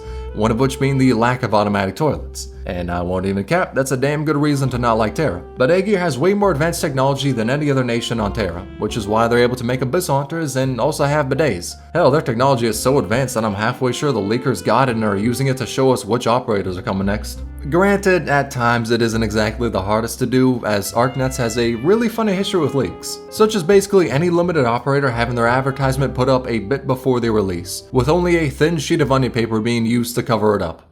Cause yes, no one thinks this is Arturia. At all. Hell, even a general outline for the story of her event was leaked. You know what, let's see what else has been leaked. Delphine, W's icon, Texas altar was, and her event taking place in Siracusa, Yato altar, and Noir Corn altar, with their drip drop too. You official being an operator, Poziomka's skin, Shu was leaked from a content creator site, there's also train advertisement details. That's right, not even the ads themselves. Now, the plans to advertise them. Hell, at this point, I'm literally just going through Arknights I info dump, link to their Twitter in the description. They post a lot of useful info about the game and actually spoiler leaks. But this is really only a smidge of the amount of content that's been leaked. Though the most interesting link to know about is the one that talks about many operators we are still yet to get. Skip to here if you don't want to be spoiled on them. But when Arturia was leaked far in the past, 6 others were data mined as well. Phoenix, Dashin, Snowfox, Sankat, Ba, and the 7th is March. Get it? Now these sprites were put into the game more than a year ago, but the only one we've really seen is Arturia. But something that's interesting is that Phoenix was leaked to buff Abyssal Hunters, and in Adrena's profile she mentions an operator called Incandescence. Now it's important to note that even though the game files calls her Phoenix, that isn't what her name really is. I mean shit, they spell it as PHX. But names in the code are different than an operator's code name. I probably could have worded that one better. Though, take Spectre. In the code she is called Ghost, and Spectre Altar is called Ghost 2. And that was something people saw in the code which leaked us getting an alt for Spectre before she was released. So it's possible Phoenix can be Incandescence, but we'll have to see. I mean, we'll see leaks about it before she drops, but again, time will tell. And with all that being said, let's move on to Layer 5, the fake collab we deserve. For the start of Layer 5, let's begin talking about something I love, PvP and war crimes. For IS3, there was a bingo lockout done by Lungman Dragons and officially sponsored by Yostar. To enter into the bingo, you needed to clear the qualifications by doing any of these 3 challenges to make a bingo while following these rules. Based on speed, the top 8 would be selected, with each line, column, and diagonal having their own top 8. Then, past the qualifications, there was day 1 and day 2 till a winner was announced. For day 1, there were 16 tiles on a board with each tile given its own amount of points. The first to get over half the points, or the one who has the most points when time runs out, is considered the winner. Day 2 had a similar system, but with 25 tiles instead. The matches were players speedrunning IS3 whilst achieving those challenges on the board, and at the end of it all, the winner of Bingo Lockout 2 was Dr. Yotes. And a similar challenge was done by Viper. Remember we talked about him prior, the Reaper of Arknights accounts. He made a series called Arknights Challengers, in which many players battled to see who could be the #1 spot. The rules are simply laid out in a 16-page document, which is still shorter than this current script. Long story short, 5 stages are selected. A TO flips a coin and the winner selects the stage they want to use. The loser then gets to select the next stage until someone wins on 2 stages, with grands needing the winner to win 3 stages. Each player is able to select 5 ops to ban, and then they play to see who can complete the stage first. All in all, these 2 are really damn cool events, as it usually feels like the global side of the player base doesn't get to experiment too much with the game's challenges. Due to the fact that CN is 6 months ahead, anything like Contingency Contract or the Crack Demon that was Pinch Out are usually thoroughly explored before global gets to mess around with it. So it's nice seeing global players making their own challenges and competitions for the game. I mean shit, another example is Arknights having its own speedrun category, and even a Discord server that discusses speedrunning for the game, either sharing vids of it or tips for it. Link in the description in case you'd like to get into Arknights speedrunning. And damn, I never thought I'd be able to say that for a mobile-only gacha game, but yeah, here we are. Much like I never expected Tupac would be canon in one. So remember when I brought up the Emperor and said how much of a chat he was? Well, he quite literally has a shirt with Tupac's face on it. Hell, it even says, well, it doesn't say his name and it says Tupac, but you get the idea. The reason why he has a shirt is very simple. The Emperor is amazing. Tupac was amazing. There need be no other reason. Another amazing thing was when Arknights was nominated for a Grammy. The 2023 Ambient Synthesasia concert was nominated and actually won the award Live Concert for Visual Media, which was amazing because it meant W actually pulled a W. Because last time her operator song, Renegade, was nominated for Best Original Song, Video Game, and she dead lost that shit to a League song. Understandable though, League songs kinda slap. But she was able to pull the W on her second nomination. It was a beautiful moment to witness. The global players were hyped, the CN bros were celebrating with us. As a community, we were all so proud this little game we picked up 3 years ago had done something so amazing that not many games can say they've achieved. They won a Hollywood award for the concert they made to celebrate with the fans of the game. And as a reward to celebrate this historic milestone, we got a roll and a half. Bro, I swear to God they've given us more due to Lowlights sneezing in the past. What the fuck? Okay, let's talk about the fake ads instead. Now this one's actually wholesome. A Bilibili creator called Rhodes Bakery of Honey Biscuits made a full-blown fake advertisement livestream for 4.5. Mind you, they didn't try to fool anyone that it was an official livestream. It was fully a fun fan-made project. They came out with a PV trailer, a medal list, fan-made E2s, fan-made operators performing on stages, fucking somehow, art for the livestream, fan-made skins that contained an outfit which made me actually want to build May, making Leslie look like even more of a badass. The best looking Ines skin that if it was just ripped one for one, I would dead spend 21 arundums on it. The casual drip Lin and motherfucking Gilgamesh Malinar, which is live 2D, and I'm like 99% sure they got someone to voice act new lines for it. The amount of time and effort put into this video is insane. And keep in mind, all of this was done days before we got the PV for 4.5, so it's not like they had a ton revealed they could work off of. I won't cover any more of it in this video though, because I want people to watch it on Bilibili. The link is in the description alongside CN Infodump's tweets about it, which link directly to the other people who worked on the project. I cannot fathom how much work was done to make this a reality, but I can easily say it was one of the best Arknights related videos I've ever seen. Stand proud, Bilibili content creators, you can all cook. Meanwhile, all the channels that steal content from Bilibili can please exit the community in the quickest fashion possible. So I want to keep this Iceberg wholesome. Of course, talking about serious subjects was something I wasn't gonna avoid, but at the same time, I don't wish to bring up drama that really leads nowhere except bitterness. But when it comes to people who steal and re-upload content from Bilibili on YouTube, then it does need to be brought up as it's an important topic for a serious problem. Now, in case you do not know, there exists and has existed some channels who take content from Bilibili and re-upload it for profit on YouTube without the original creator's permission. I will not name those channels as I hate witch hunts, and also do not accuse anyone of doing something like that with no proof just because they uploaded a Bilibili video. As again, some channels like Tactus ask for permission and give the revenue to the original creator. Now, with that being said, let me talk about the funniest case of a channel that stole Bilibili content. So they ripped that shit, downloaded it, then hit upload on the MP4. In the description, they gave some brief link to the channel on Bilibili, said they had permission, they fucking didn't,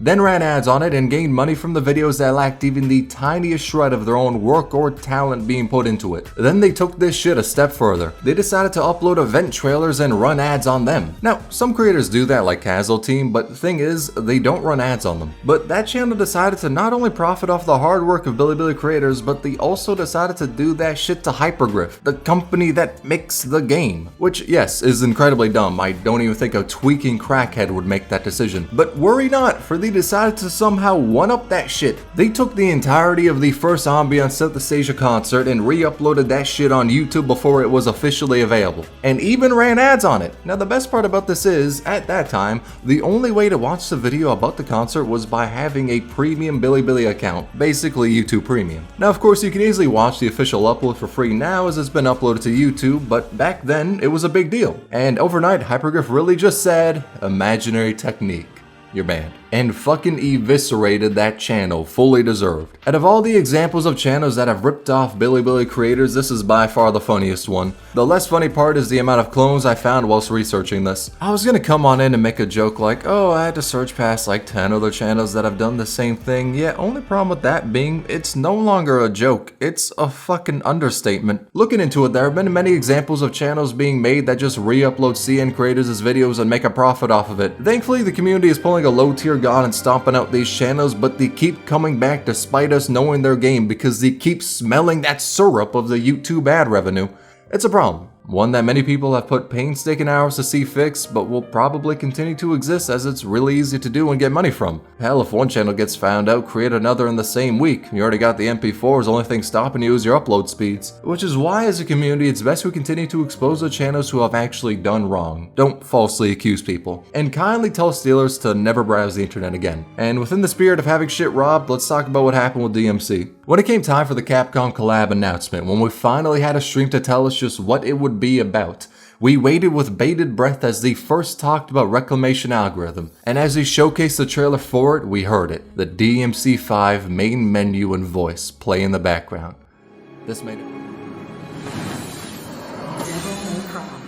This made everyone so hyped that we got DMC as prior, we only knew it as a Capcom collab. That shit could have been anything from Dead Rising to Mega Man or Resident Evil, but most, myself included, wanted DMC. And that music gave us hope for that shit to be crushed in favor of giving us a Monster Hunter collab. Which, there wasn't anything wrong with that, in fact it's pretty much a beloved collab, but the music playing really just set us up for disappointment. Evidently that shit was a mistake, it was not meant to play. I like to imagine that an employee at Hypergriff was hyped thinking we got a DMC collab, and when they heard internally that it was just Monster Hunter, they dejectedly fired up DMC5 to practice some Virgil combos, and accidentally had the menu sound play on stream. That's probably not what happened, but that headcanon helps me cope in knowing that I wasn't the only lost soul on that day. So that's what I'll say was the case. Another thing that was robbed from us was Beta Kelshi.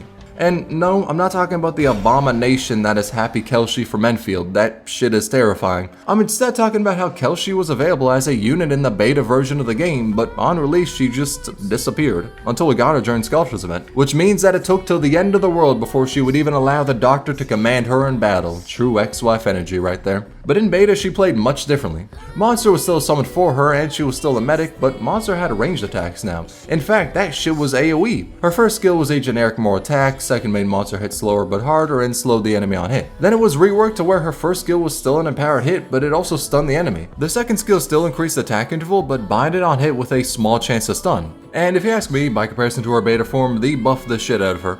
I mean, most beginning 6 stars on Arknights feel really basic when compared to the newer units, but my lord, I am glad they changed up her kit. They spent a bit longer in the kitchen with Kelshi, but they cooked for her release. Completely unlike how Old Days tried to cook by ripping off Arknights. So Old Days is its now dead NFT game, which for whatever ungodly reason, against the advice of any life form with an IQ above 2, they decided to trace Amiya's animation from chapter 8 for their dog shit games trailer. As to why they thought they could get away with that, I'll never be able to tell you, as I'm yet to do enough crack cocaine to put me in that same headspace. The funny part is, they decided to double down and say it was original and not traced, acting as if no one had fucking eyes, and then said that Arknights cannot sue them and they won't dare to. Naturally, them bitches got hit by the Nintendo special cease and desist. Afterwards, a great silence must have enveloped their headquarters because we heard nothing from them. They basically fell off the face of the planet. And much like what happened to War of Embers, that's a game that took really heavy inspiration for Arknights, which is code for saying they just copied stages one-to-one. I don't care to speak too much on it, as I've heard no mention of this game in the past 2 years, so it must have been banished to beyond the shadow realm, possibly because they apparently stole from Mobile Legends and Raid Shadow Legends as well. So my guess on its fate is that it either died from being an ass game, or those 3 companies weren't the most pleased with their work. Kinda like how the community was when we saw our blatantly traced Beanstalk skin. Actually, nah, that's an overstatement. Tracing would have been better because this shit ain't tracing, it's fucking AI art that was told to recreate Beanstalk skin. And as is the case with AI art, it looks like shit. And somehow that was promotional art uploaded by the Chinese version of Guild Wars 2. And I wouldn't be surprised if it's been taken down, as stuff like copying Arknights' character designs happens on like a bi-monthly basis, so Hypergriff is kinda used to this shit. Hell, just a bit ago, one company decided to copy Sari and Leslie's designs and Hypergriff took action against them. It happens way too often, but at the same time, imitation is the greatest form of flattery, so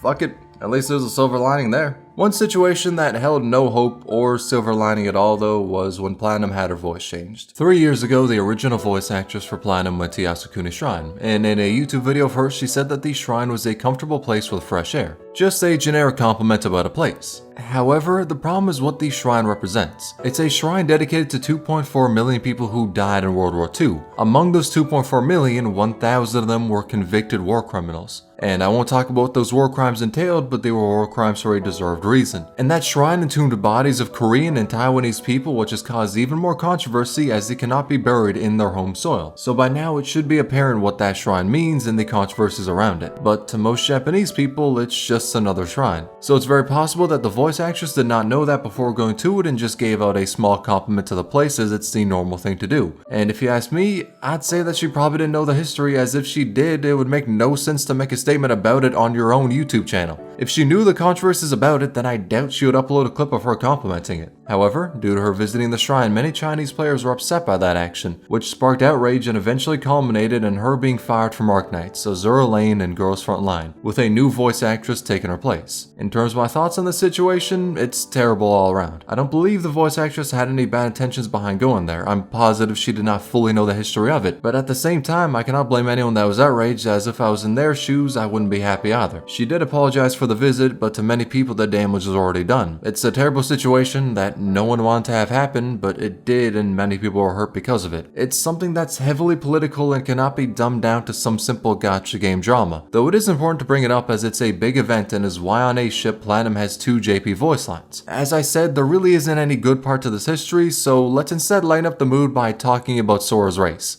Okay, that sounds a little bit weird out loud. Take Sora's Elite 1 art. She looks like a Lupo, right? Now take her Elite 2. She's suddenly a goddess. Her summer skin brings back the Lupo ears, but somehow they grow bigger for her Sirikusano skin. So that begs the question, what the hell is her race? A theory in the past was that she was a Sanctum. She had illusion arts and used them to change her race based on who she was appealing to. She likes Texas, so she looks like a Lupo for her, whilst at E2 she looks like a goddess for the Doctor, as Amiya, a goddess, is very close to them. And people said she was a Sanctum because Executor has a relative that is very proficient in illusion-based arts, so people thought that was Sora. 4 years later, we know that wasn't referring to Sora, but instead to Arturia. Though Sora does have proficiency in illusions from what Orchid has said, so it's possible that she might have been able to make her halo and wings invisible and then throw on Lupo ears, but at the same time, there's evidence against her being a Sanctum, like in Crota Brawl, where she asked the greatest waifu in the game, Exia, what it's like putting on a hat. If she was a Sancta and bound by the law, there would be no reason to ask that, and due to how Sancta can feel each other's emotions, Exia would immediately call her out online. So what I believe is the case is that Sora does use illusion arts to change what her race appears as. She appears as a Lupo because of her appreciation, code word for being gay as hell, towards Texas. In the past, Texas saved Sora after she was kidnapped, and because of that, Sora heavily looks up to her. It's very likely she wants to be more like her, which is why she made her ears look like a Lupo's to mimic Texas. In fact, one of her lines even says this. To me, that's basically her saying that Texas knows her ears are fake, either because when Texas saved her in the past she had different ears, or because Sora shared her reasons to appear with Lupo ears instead of her normal ones. so we know she isn't Lupo guaranteed, or else she wouldn't hide her race. But we've never seen her front as a different race, ever. Her reason for hiding her race is to appear as a Lupo because of her admiration for Texas, which is why I believe her actual race is Goddess, as we've never seen her impersonate a different race other than Lupo, and there's no goddesses she admires like Texas, so there's no reason for her to don the bun. But that's just my theory, and another Arknights related theory is the one that the sky is fake.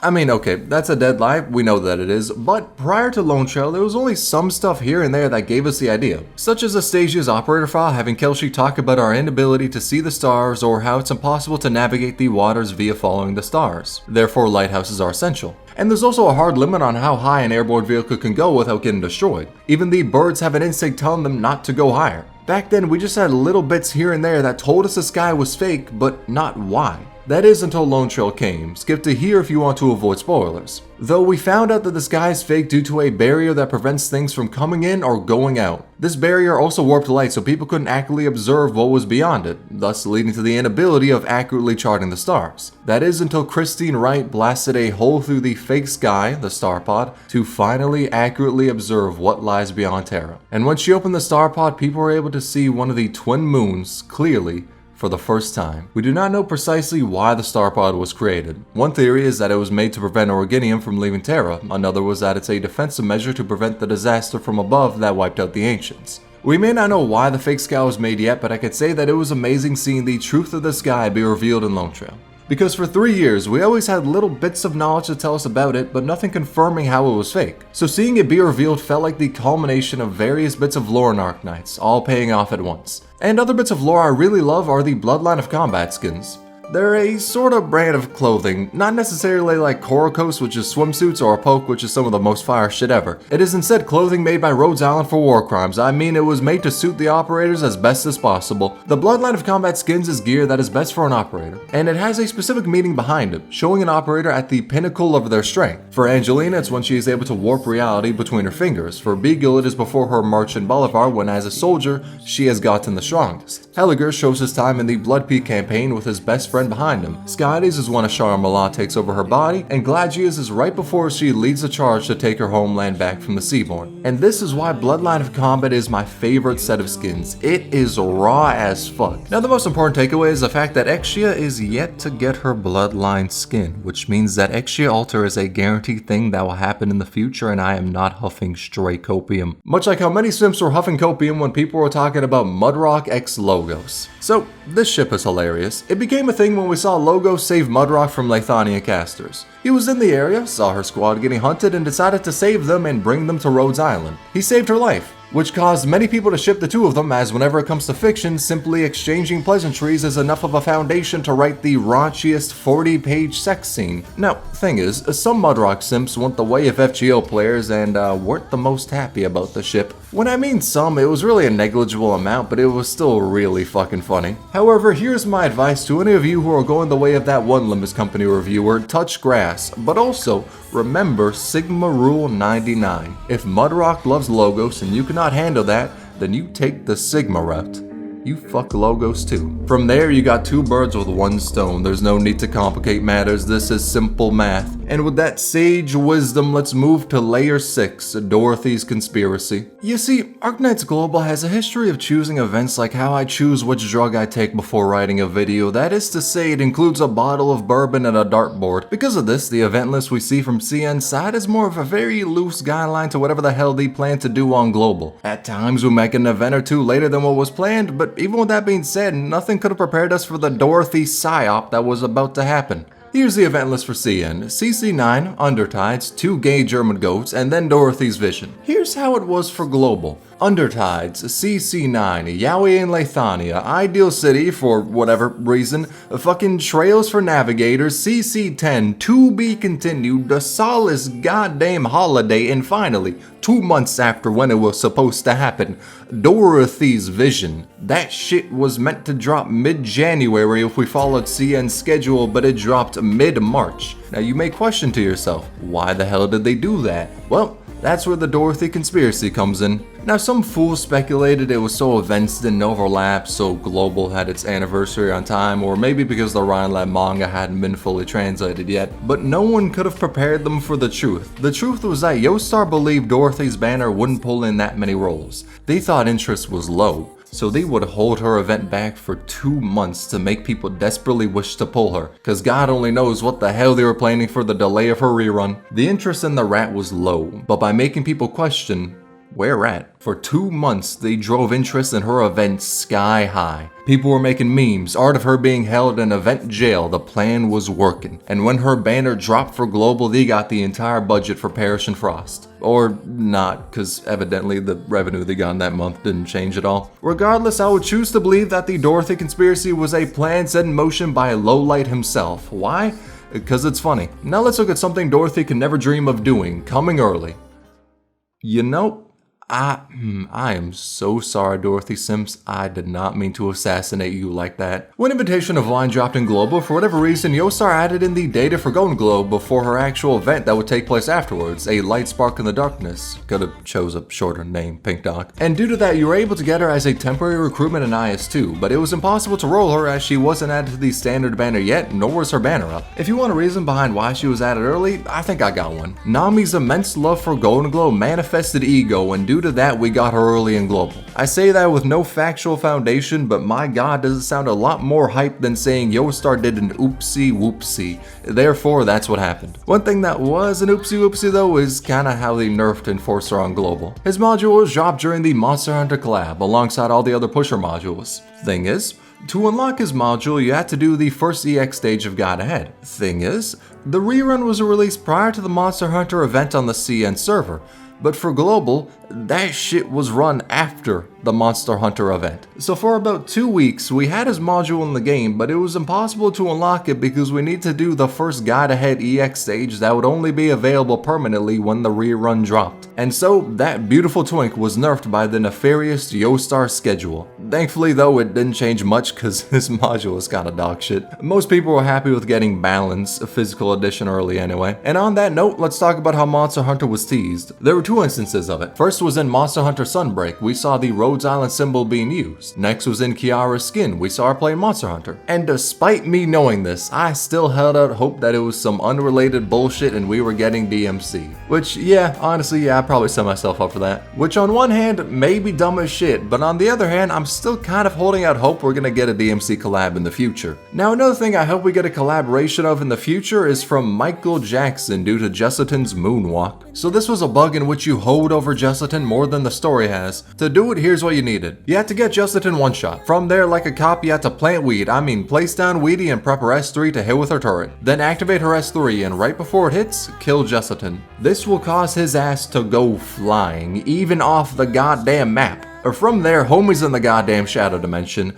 Given enough time, he will return, somehow. But before that, if you got a character with global range, even though he may be in a pocket dimension, you can still pop him. So if you had some trouble on him, you could have pulled out this strat. Could have, because the bug was fixed rather quickly, but I'll be damned if it wasn't funny to do. It was also fun to see Hypergriff sneak in a Daft Punk reference. This plaque from Heart of Surging Flames is a reference. It shows the helmets and references get lucky. But Heart of Surging Flames didn't stop there with the references. It also referenced Queen and its stage names. Killer Queen, Break Free, Don't Stop Me Now, hell, that ain't even it for all the stage name references that exist. Lingering Echoes' stage names reference a shit ton of classical music, and So Long Adele references nursery rhymes. Which is a funny dichotomy because we got Eben, the emo goat who only listens to classical masterpieces, and then AF Fialo, the wholesome happy goat who falls asleep listening to nursery rhymes.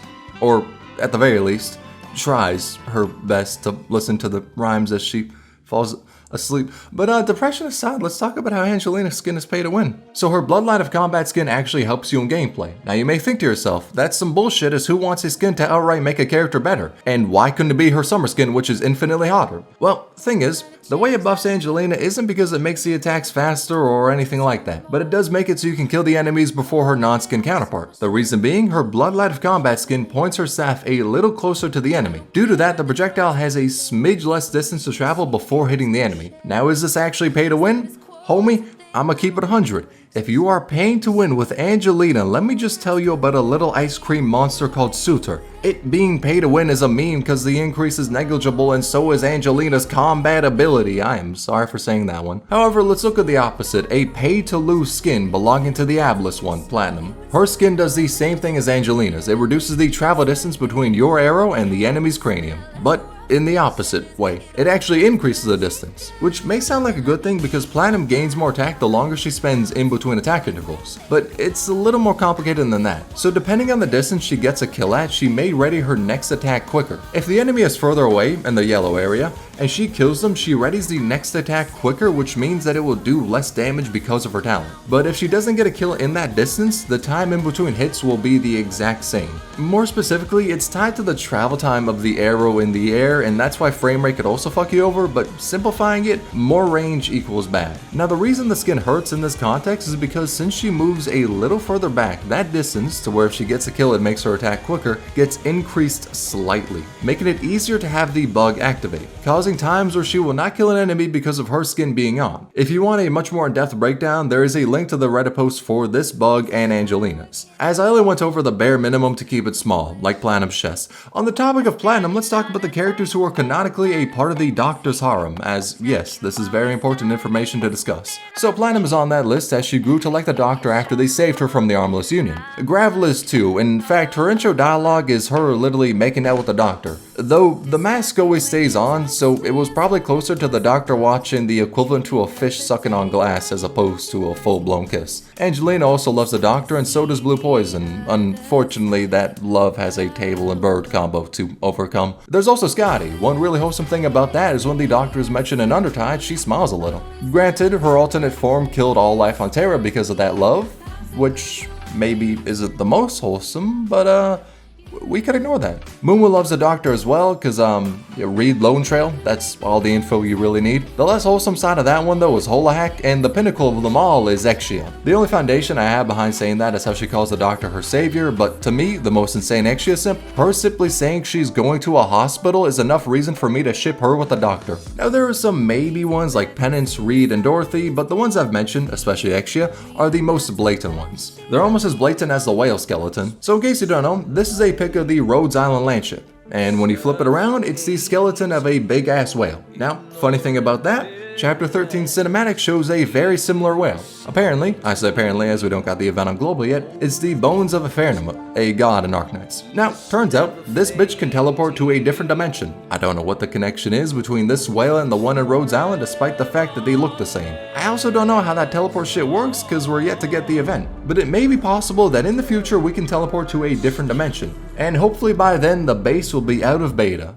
We all know it won't be. Just like how we all know Arknights creators will get hacked. So this is an actual serious topic. Throughout the years, many Arknights content creators have gotten their channels hacked. Dreamy did in the past, Tact does too. Nekugitsune, Isaac Wolf, Beyond, hell, even I got a scam email. At least I'm pretty sure it was, cause the link's URL says this when you hover over it, and if it ain't a scam, then BlueStacks, you need to step up your game. But I got this email back when I created like 7 videos on Arknights, most of those being the shittiest unit showcases you have ever seen. And I got one. I don't know why this is the case, but it seems Arknights creators get targeted a lot for scams. Thankfully, in every case where someone got scammed, the entire community banded together, informed people on what happened, tweeted to YouTube, and made sure the creator who got hacked was fine. It's shitty to see happen, but it is heartwarming for the community to come together like that and help the person who was affected. It really shows how amazing this community is. With that being said, let's move into Layer 7, Lowlights Hidden Talent. And to follow up the bittersweet wholesomeness, let's talk about someone who hated the game. In May 2020, someone emailed Hypergriff asking to make music for the game. They said they were a big fan. Hypergriff basically said in response to that, "Hey yo, good shit homie, say less, we'll hop you on the next CC." I may have paraphrased a little, but you get the point. So they had them create some work for Operation Cinder. The composer suggested a song similar to Strayer from Taishi, and Hypergriff followed that up by wanting another song similar to Calling from Rejection. Fast forward a bit, Hypergriff got the music from the composer and went, "Right, that shit works, we move." Turns out, the music was plagiarized. And not from any wacky source, nah, it was plagiarized from the damn references themselves. I do not know how the hell quality control missed that shit, but they found a way. Then naturally, people brought up how the music was plagiarized. Hell, that shit was brought up the same day the CC dropped. And the person who, I'm gonna put heavy quotations around this one, made it, Dead said Hyperglyph told him to copy it, due to Hyperglyph suggesting a reference. The truth was that they are meant to be used as references but not copied from. Now, this may seem weird to do all this bullshittery because the person originally said they were a fan of the game, so why are they doing all this shit? Turns out, they fucking hated the game.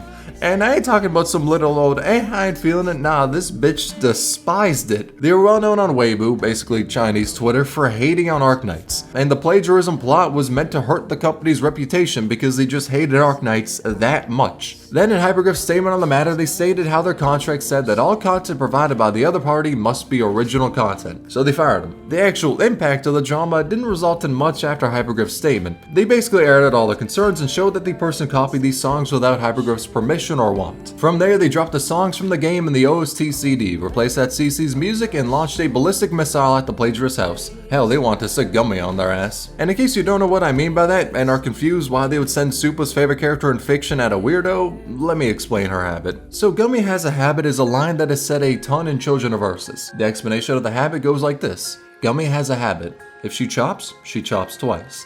If she chops thrice, the chopping board will break. She will suck the last bit of toothpaste before brushing. When hungry, Gummy will bite what's nearest. If not, now these habits point to a very dark truth. The truth is that she has eaten human meat before. The chops she does are a way to cut through bone. One slash to get to the bone, the next to start a chip in it, then the third to break through it. That's why her third hit is so strong. The habit of sucking toothpaste is a reference to sucking blood or bone marrow from bones in place of water, and the habit of her being hungry is self-explanatory. The reason she had to eat human meat is because in Chernobog, Patriot ordered that the kids be locked in the school to protect them. The only problem with that was how Mephisto ended up in charge of that operation. Due to the fact that Mephisto was a rat bitch who deserved everything that happened to him, they didn't have the greatest time under his rule. And during that time, the food warehouse burned down. They weren't given any more food either, so there was only one thing that could be done. She didn't want to eat humans, but it was either that or starvation. Due to the trauma she developed in Chernobog, she now has her habits. She isn't the only one hurt by that time either. Asina hates the fact that she had to kill her best friend who was defecting to the aristocrats. Zima thought she was doing the right thing in fighting against the aristocrats, but that choice led to the food storage being burned down. Now she has immense guilt and will not forgive herself. And Rosa regrets the choices she made as the leader of the aristocrats, believing she was kind and noble until seeing the reality of how she treated the civilians. That instead, she was cruel and evil.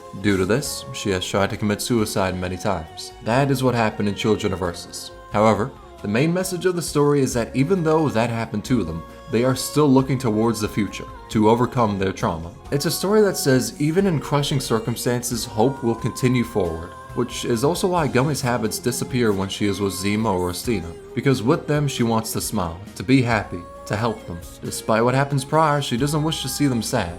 That is the story of Arknights in a nutshell. Even in the most depressing situations, hope will prevail. But there are a lot of depressing situations, like Collapsises. Her name is Joyce Moore, and she decided to partake in an experiment that would test if Originium could store past memories. If so, people can study Terra's history through Originium, which is why she signed up for the experiment, to have an Originium device implanted onto her brain. If the operation was successful, they could see so much of Terra's history.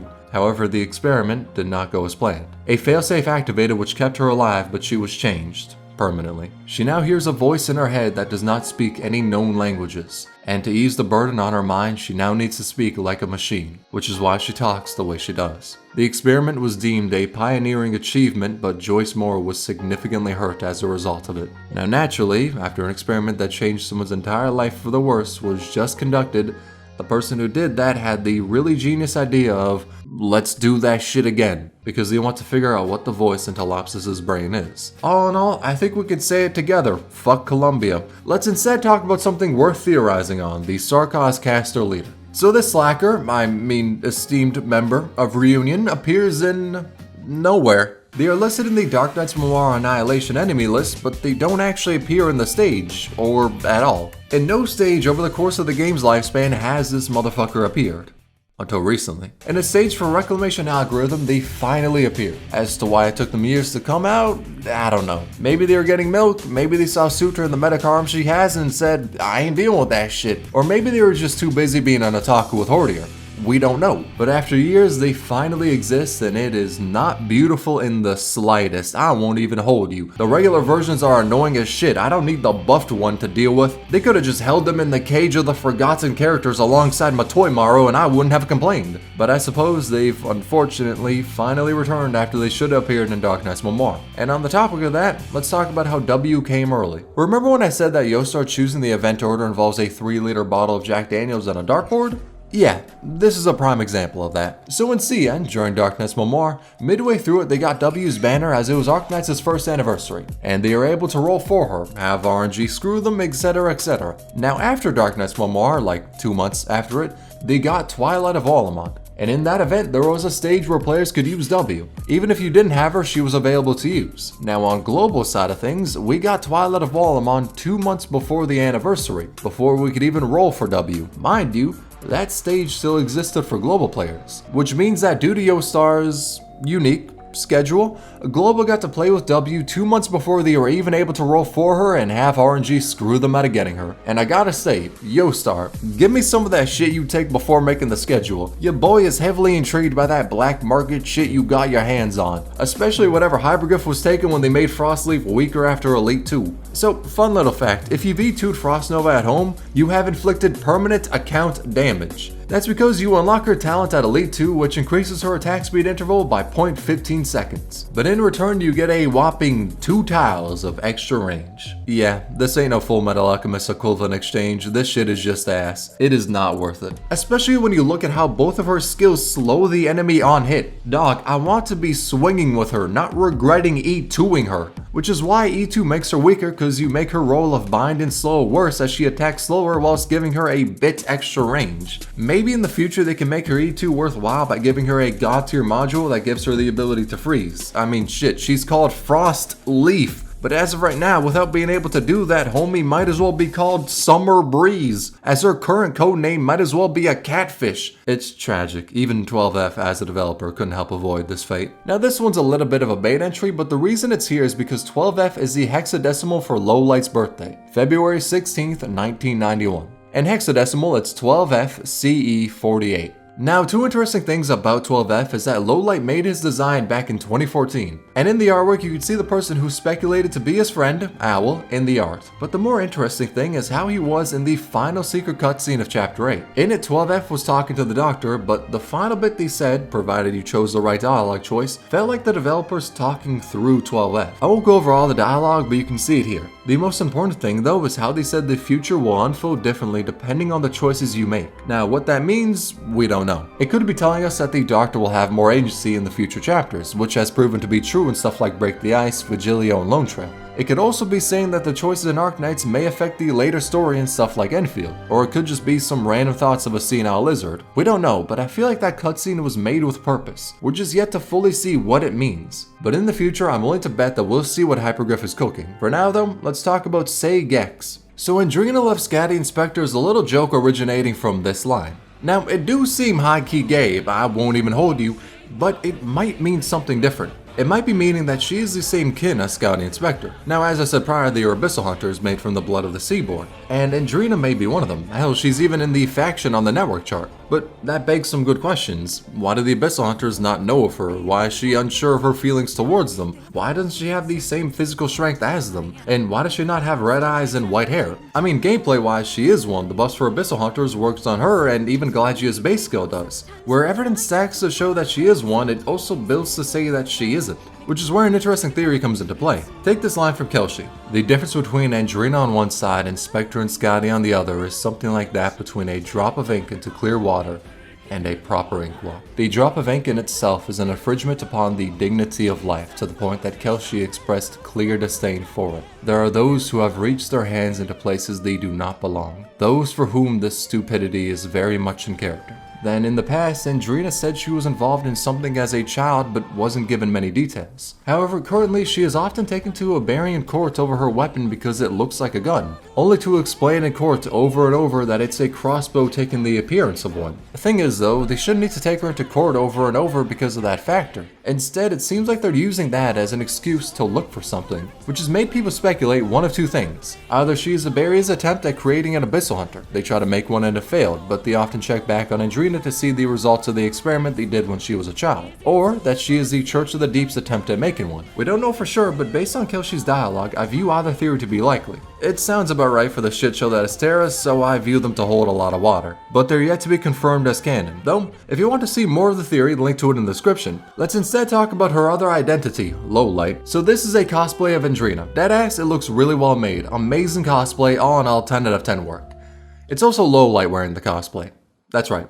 The Pharaoh himself wore this to an anime convention in Shanghai, and the best part is, no one knew he was the one cosplaying her. They just thought it was a cosplay done by a fan, not by the person who made the game. And people didn't figure it out until the con was over. Homie dead went incognito mode with a cosplay that had no reason to be that hard. That shit right there is deserving of respect. I hope my Foss cosplay can live up to that level of greatness. Though I'm only gonna cosplay Foss if I hit 20,000 subs before the end of February, which means your boy is safe as can be. And with me being reassured of that fact, let's move on to Layer 8, our God's Domain. And here we'll talk about another time Arknights was caught plagiarizing. So, X-Wipe's design, pretty good, right? Looks nice, simple but effective drip. It gives facial expressions masochists love, and looks terrifying when she's happy. What if I told you though, that it was plagiarized? Stolen from another, much more talented artist than the hacks that work for Arknights. Now the story begins when a screenshot surfaced of a conversation held between the greatest minds humanity has ever seen. Within that screenshot us mere mortals can never hope to understand, they say that Kelsey's design was stolen from a small Pixar artist. Their name, the name of the person who was plagiarized from, is Lowlight. That's right. The fucking creator of the game. The person who made Kelsey's design years ago as an OC and went, hey, oh, this shit slaps, I'm gonna put her on Arknights. Had Hypergriff, the company he founded, plagiarized from him. As you may suspect, maybe the brightest minds weren't the ones leading the allegations at this time. However, Lowlight, being the meme god that he is, decided to respond upon seeing this, and sent out this message. I am glad this is the person making the game. I won't even hold you, he's funny as fuck. Though there is a design that was taken from another game, W's. Her design was originally in Girls Front Line because Lowlight was the art director of Mika before going his separate way to make Arknights. But we can see some of the basis for her design in M4 SOP Mod 2. What the hell is that name? Though more specifically, she was going to be MK18, but because the two were a little too similar, she was scrapped. Regardless, M4 is also as unhinged as W is. When you take that fact, added on to how similar the designs look, it's pretty obvious that Lowlight wanted that design and character they made to be an Arknights. So what I'm trying to say is, W is not only a cockroach, she's a knockoff. I would like to apologize for my actions on this day. Instead, let's focus on how GamePress made a Girls Frontline collaboration prank for April Fools. Yeah, look at that before acknowledging the truth. Slander I gave out about W. Let's also pivot and talk about how the bards corrupt the game. Now this was a fun little bug which involved bards that was quite frankly a damn creepypasta. The way to trigger it was by using Sora's skill as she was speaking. From there, this creepy sound would play.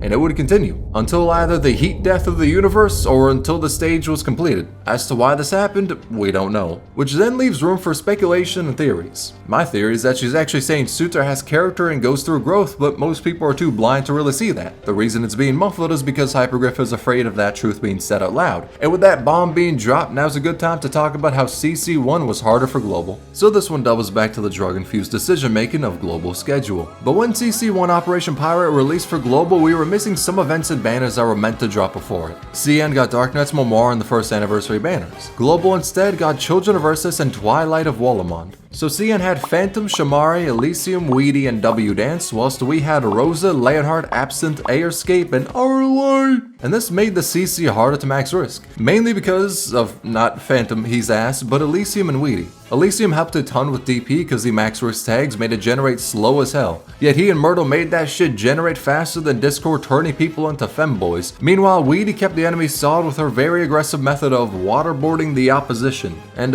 Global couldn't do that shit. We had Rosa, who was nowhere to be found past risk 20, the 5 stars who might as well have been in the ethereal realm as no one was using their asses, and Suzu, who was legitimately R-like because she was kinda cracked for this shit. The highest risk people completed was 27, and in those runs, people used the max 10 squad size restriction. There was one that made it lower, but no one was able to get a high risk clear with that one. But because risk 27 runs were restricted to 10 ops, Suzu helped a ton as she was able to do multiple roles. But most importantly, she kinda did what Elysium was able to do. Her skill 3 slows and debuffs the enemy, so she was able to do what his skill 2 did, whilst making the enemy slower and take more damage, but without the DP generation and with a much bigger timer. Though her basic attacks helped stall, and her talent 1 was a great battery for everyone. Without her, Global probably wouldn't have been able to clear risk 27. As when I say it was harder, trust me, it was much harder. I mean, look at the teams Global used for risk 27. They're all the same, because there wasn't that much room for flexibility. If Suzu wasn't released, then I don't know who could have taken her spot and enabled that run. Meanwhile, 2 CN clears didn't even use Silver Ash, they had Exia instead, and I gotta say, base choice right there. Hell, one of the CN teams didn't even have Weedy, which goes to show how much more flexibility they had in unit selection for risk 27. Weirdly enough though, even with that being the case, both Global and CN chose these same tags for risk 27, with the only one changing being either banning specialists and snipers or guards and casters. Global all had to go with banning specialists as there weren't many good ones, while CN had strats going either way. But for the first big contingency contract, I'm glad Global was able to keep up with CN clears despite lacking a fair bit of firepower. It actually gives me hope that EN can read, as fleeting as that hope usually is. And if you want to see the clears, link to him in the description. But for now, we'll talk about the hero of EN, Laurent. Now this person, nay, this god, blessed the community with their presence about 2 years ago. You may ask yourself, what did this deity do? And the answer to that is underneath every single video on YouTube about Arknights. Hell, as a reply to every comment under every video for Arknights, they were there. Sending messages, words of wisdom, wholesome tales,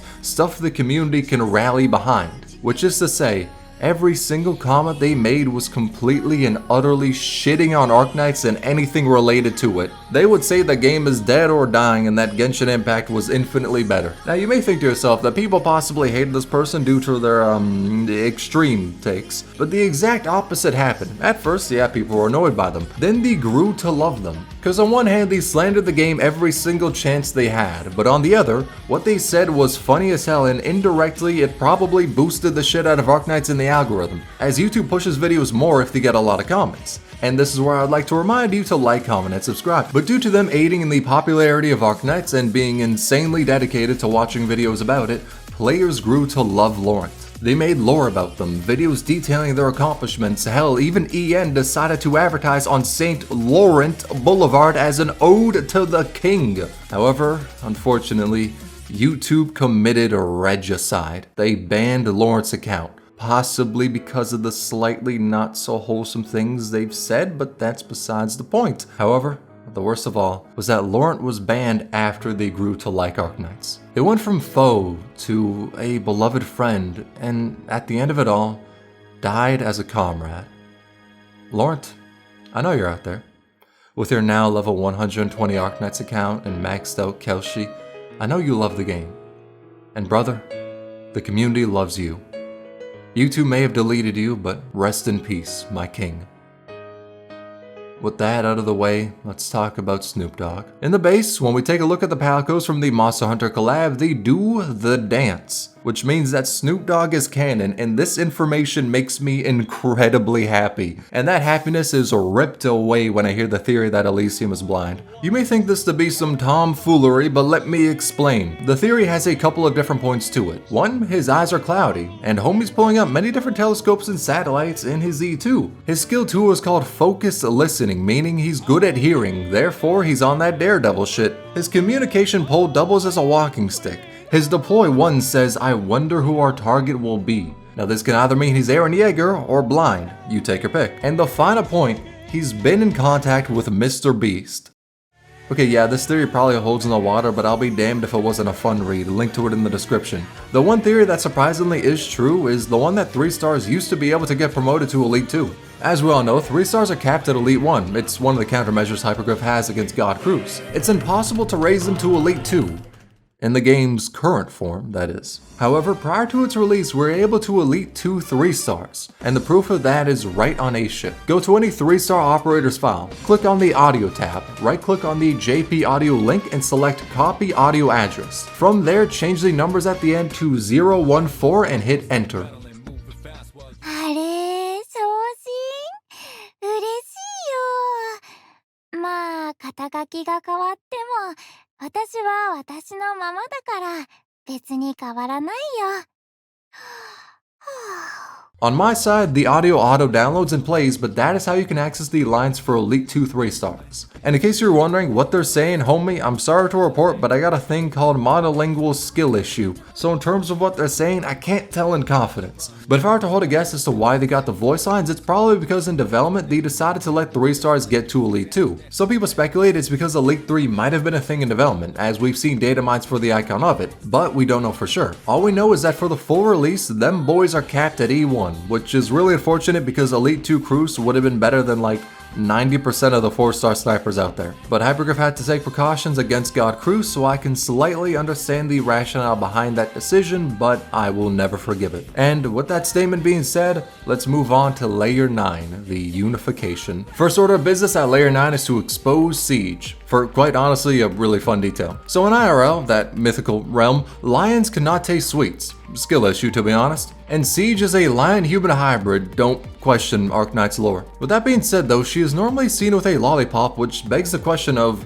if she can't taste sweets, is she just tasting air? And the answer is that the lollipop isn't sweet, it's actually sour. Now as to how that data was retrieved, I don't know. The doctor must have been at Zero Sanity and saw Siege. From there, fuck it, curiosity killed the cat with the bigger cat. But we know that the lollipops aren't sweet. Add that to the fact the lions can't taste sweets, and it's seeming likely that Siege can't either. Which is a neat little detail, and I want to see more stuff like that for other operators. One thing I don't wish to see though is how Nightingale was censored. In case you don't know, take a look at this art. It's her in-game art. Now compare it to this. If you're a degenerate, you've already seen the difference. The cheek has been hidden. I think due to this fact, we need to boycott the game and trend with the hashtag #NotMyNightingale. Honestly, how dare Hypergraph do this? And if you look at her hand, she's doing the thing. No, I'm just playing. She wasn't actually censored, just redrawn. I mean, most of you have already done this, but look at her feet. Compared to the other art, the shoes look better and the orientation of them is different. Getting rid of the cheek was probably because it wasn't meant to look like that. It just seemed that way because of the outfit. And I mean, anatomically, it wouldn't make any sense. You could also see the straps on her dress being changed. So Nightingale's art being updated was probably because the prior one was either an early version being sent in, or maybe the artist was like, nah, I could do better. We don't really know, but it isn't actually censorship, just a redraw. And something you probably don't know about is how W ignores gacha rules. In the past, during the Rainbow Six Siege banner in C, and players were able to roll W on that banner. Thing is, she shouldn't have been able to be rolled. It was a bug.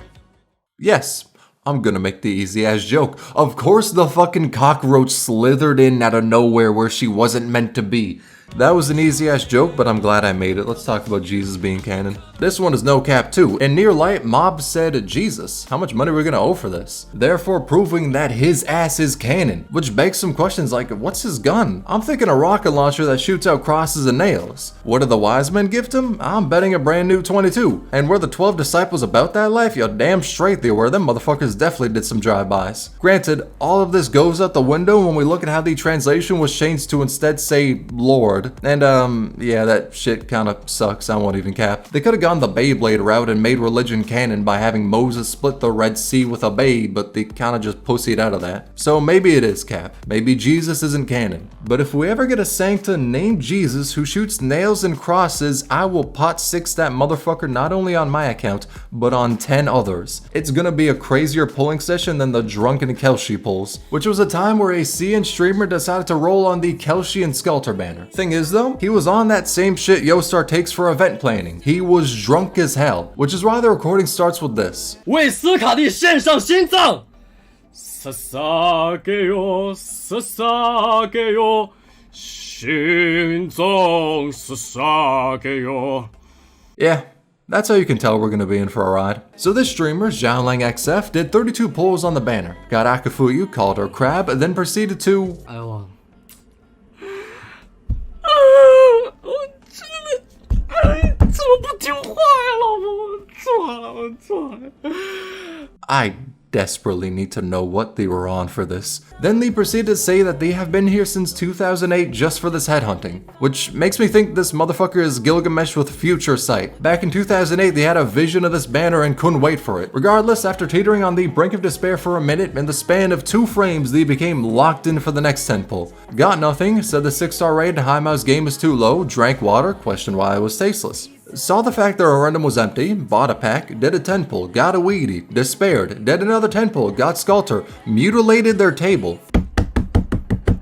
Then cried tears of joy. Won't even hold you, I feel that shit in the depths of my soul. Then they talked about how nuclear waste is being dumped in the water and decided to do what any good streamer does. Pull up Microsoft Paint for a visualization of what they're saying. From there, the goal of uniting the JP players and the CN players was mentioned. They wanted to unite like a sandwich. Their words, not mine. To then stop the companies pouring waste into the water. And apparently AF Ayala is also going to be on the case to help it, but maybe not, because immediately afterwards they said they were incapable of arranging that, followed by sobbing for 30 seconds, crying about how AA will become dirty if they did that, more sobbing, then saying we were too weak.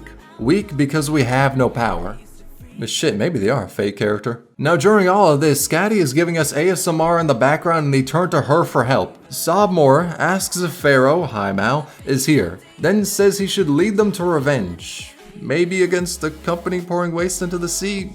I couldn't tell you. I'm yet to get what they were on, so I'm currently unable to really embody the mindset. Afterwards, they proceeded to sing the Evangelion opening as they bought more Originite Prime. Then bought more Originite Prime, bought the 40 pack of Prime, bought the 66 pack of Prime, clicked on the most expensive pack of Prime, and I'll just let this one play out. 真的我不知道双星他走了之后，我真的你不知道我日子会一天比一天真的难熬啊。Proceeded to exclaim that they will give Hypergriff all of their money, followed that up by saying they are high Mao and about to roll for Scatty, and then immediately said they already got her. Went to the store and bought an extra skin and shouted,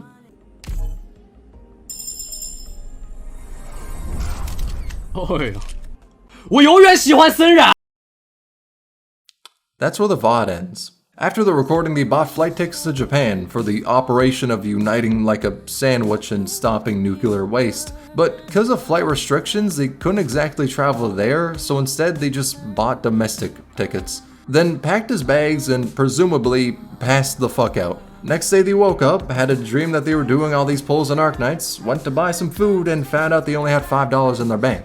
And went on to upload a video talking about what happened and then threw up the video of their pulls. That's the best summary I can do of the pulls, but brother, listen to me. In the description is the translated video of it. You need to check that shit out. It's fucking funny. The best part is, they weren't even a streamer.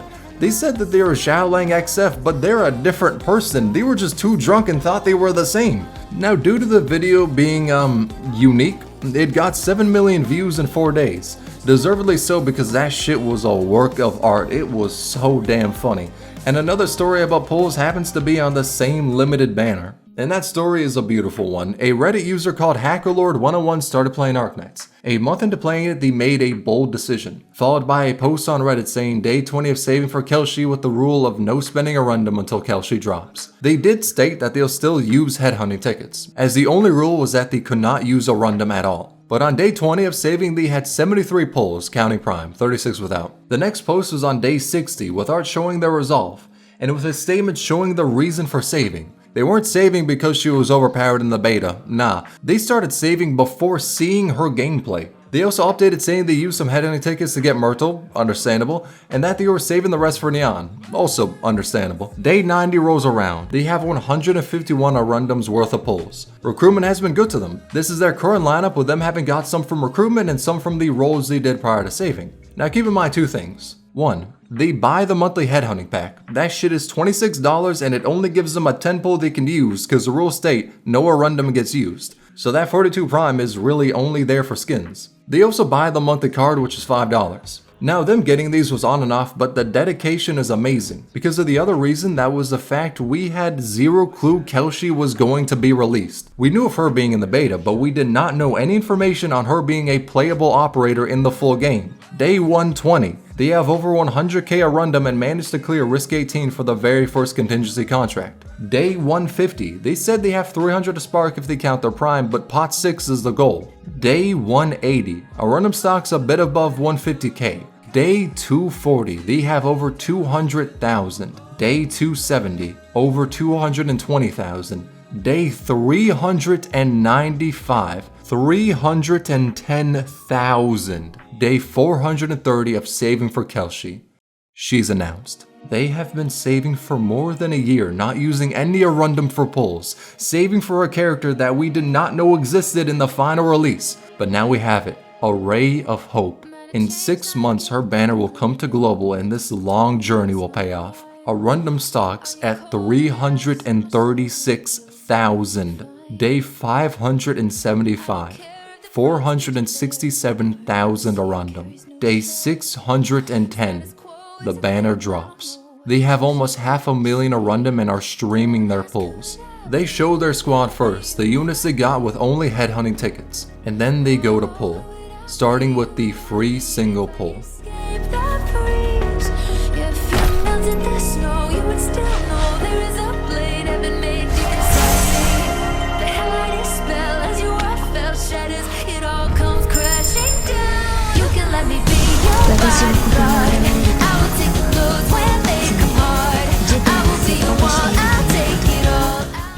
They had saved for more than a year and a half, totaling more than 800 pulls before rolling, and they got her on the first free pull. If that shit isn't deserved, then I don't know what is. It is something dead ass out of a fairy tale. She was E2'd immediately and sent to get M9'd. Next was the free 10 pull, Kobe. Not the desired target, but at least it was a free pull. They do 32 pulls without a 6-star, then their next 10 pull is another Kelshi. The next 10 pull is 2 6-stars, a third Kelshi and regular Scotty, which they got in the past with headhunting tickets when they were rolling for Spectre. The chance of them getting a dupe was astronomically low, but on the bright side, they've done 63 pulls and got 5 6-stars, 3 of those being Kelshi. Next 10 pull, a 4th Kelshi. RNG was getting a bit heated, so the next 50 pulls didn't have any 6-stars. But the next 10 pull after that had the 5th Kelshi. The 10 pull after that, 2 6-stars. First the Sculptor, they were probably happy with getting her. Then the next 6-star was the final Kelshi. It only took 143 pulls to get her to pot 6.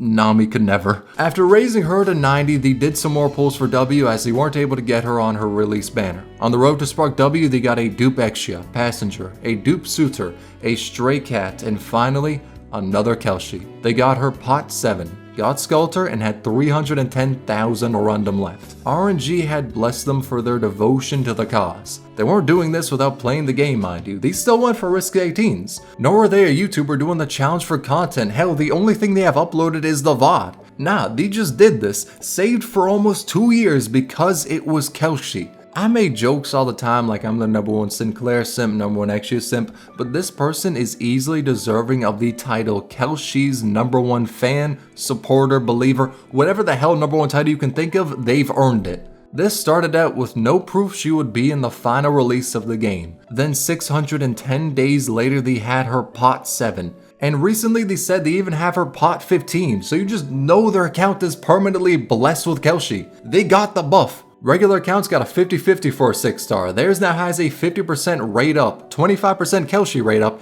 and 25% someone random. Hell, Lowlight himself probably blessed the account. And I reached out to them to ask some questions, and turns out they were able to eventually get any units they missed before rolling for Kelshi, which makes this a beautiful story of an account gaining the permanent Kelshi blessing buff. And with that tale finished, let's move to layer 10, the final layer. And let's start this off with something wholesome, plagiarism. Again. First time it was someone who had an immense rage motive for the game, second was the creator copying themselves. So I'm sure this time is equally weird and funny, nothing terribly harmful. Turns out it's actual plagiarism this time, and not by somebody orchestrating some 8-dimensional chess game to hurt Arknights' reputation. The person who did it was just stupid. The situation was that Lapland, Liskarm, and Province's archives used to be plagiarized from, funnily enough, Rainbow Six Siege. Now that's something I heard, but I needed proof to see how it was and if it was legit. So I went to Bilibili, copied the Chinese names for the characters off the wiki, and proceeded to search for any video that was made early 2019, as that would be before the characters' files were changed. I finally found a video about Lapland's files, then compared it to the files on Parts Wiki. If it was different, I took a screenshot of it, put it into something to copy the text from it, then put it into DeepL, a translator. Now I say this for two reasons. One is to highlight why this video is making me slowly lose my mind, and two, to say that the translated file may not have the greatest accuracy because of what I had to do to understand it. What can I say? Monolingual skill issue. But from what I've seen, only her file 1 was changed from release to what we have now. So I translated it and got this. I put it into Google for Rainbow Six, and the wiki that pulled up was Smokes. This is the line that her original file looks to have been copied from. It isn't one-to-one due to the scuffed ass way of translating it to English, but I'm willing to bet she was copied from Smoke. And I couldn't find videos about Lizcarver Prompts' original files because they rewrote the archives fast as hell when people were talking about how it was plagiarized. Within 12 hours, Hyperglyph rewrote the files, updated the game, then nuked the contractor who plagiarized. From what I've seen, it wasn't that big a deal as it was just some lines in the archive being copied and it was fixed really quickly. Naturally, it didn't get shipped that way on EN either. Something that was weirdly shipped on EN though was Angelina being able to attack with her third skill. Now the way to do this bug is honestly pretty simple. So you need to be fighting the Rat King. From there, deploy Angelina and invoke the genius strategy of having her get demolished by the tornado. Now as she's in the Sahara washing machine, you need to activate her third skill. As it's up, have her die. From there, when you deploy her again, she'll be able to do regular attacks and use her third skill. Now as to why this is the case, I don't know. Maybe she's pissed you let Master Splinter have a positive KD against her, I couldn't tell you. But I can tell you that it's possible to make Suitor fully immortal. Now like the prior bug, this one is fairly easy to do. However, it's a bitch to explain. So I'm gonna use Rhode Island HQ's explanation for this so I don't accidentally give out the steps to summon Satan. So the game recycles buff containers to save memory. Long story short, in the simplest way possible, there's a value for buffs. Imagine it as a true or false. More specifically, it's different, but again, simplifying. If you want a detailed breakdown, link to one in the description. Now if you let a Shamari doll retreat next to KO Bear Scavenger, you make the buff container invalid. The buff in this case being Lone Wolf. Imagine it to where you basically fuck the game in the ass by having Shamari's doll retreat next to those with Lone Wolf. The game had two buffs pop at the same time and thus glitches out that buff value, which becomes false, invalid. When that shit becomes invalid, it makes it so any buff activated afterwards doesn't work. And in game, Suitor's immortality talent is treated as a buff. So when that becomes invalid, she no longer gets retreated after 8 seconds at 1 HP, and instead stays on the field forever unless you manually retreat her. Now of course, since the origin of this bug is invalidating a buff, there's a lot of other cool shit you can do with it, like making Unetics constantly regenerate SP, even when not blocking. And keep in mind, this was before she got the module to be able to do that. You could also rip away Foss's invisibility or make Tallulah stop that dumb little mini sun shit. Now unfortunately, and kind of understandably, the bug has been fixed. But it was easily one of the coolest bugs we've gotten in the game, and the mechanisms behind it are almost equal to the depth of the 100-page Rosemontis thesis. So this one's both crazy yet equally impressive to how crazy it is. So it's as the name implies, a 100-page thesis on Rosemontis, breaking down her uses, attack value, skills, and I don't know, probably her blood type and how many strands of hair there is in her head. The thing is, the thesis was 100 pages. This Iceberg is at 67 pages right now. So imagine the length of this video but entirely geared towards Rosemontis. That is to say, I do not know how the hell they were able to cook so hard. Unfortunately, I cannot get an in-document translation without a WeChat login, whatever the hell WeChat is, but I am 1000% sure that within the pages of this document exists the truth to the universe. And if it doesn't, then I do not know what the hell they were able to talk about for 100 pages dedicated to Rosemary. Regardless, I am beyond impressed with what they made, a link to the document in the description. Now an honorable mention within the same vein is the person who wrote their graduation thesis on Silver Ash's design. And apparently that paper did really well, understandably so. If he's gonna be the king of bloodlines, then he better have the drip to back it up. Now those two papers are really impressive, especially the Rosemontis one, as I would've just described her as Betelgeuse Cat Edition. But something that is even more complex than the 100-page thesis is the Institute. Now when I say the Institute, I'm not referring to some shadow organization that secretly runs Hyperglyph. I'm instead talking about the Great Owls Research Institute of Egyptology. So after hearing me say that out loud, you may think that the effects of me making this video for 1 month straight has finally taken over my sanity. And honestly, it has. But trust, they're a real thing. They're a group of CN players who banded together to uncover the mystery of Hyperglyph's ARGs and random codes. One example of a code they cracked was in the second PV of Arknights. For half a second in that trailer, a code appears and they caught that shit. Figured out it was Morse code, got this whack ass shit, then figured out it was the IMDb number for Back to the Future. Weird find, but the process was cool. Now, when the Taiwanese server dropped their PV, the Institute found it and analyzed that shit frame by frame, figuring out 5 different instances of something weird popping up. I should also probably mention that they had to turn the brightness up enough to create a mini sun to see these little puzzles. But they saw these images and put them together and found out it was a QR code. Scanning it gave the word K hyperglyph com. Then later in the trailer, they saw a frame that said A with the rest censored, so they put them together to get A hyperglyph com, the official pre-order website for Arknights. Now that image, when rotated east, gives the word next, so they put in ak.hyperglyph.com/next and saw this. A message from Closure, but at the top it's sent to /dear recorder, so they put that in after the website domain and heard this. Now, you should be that one, the one who brings hope back.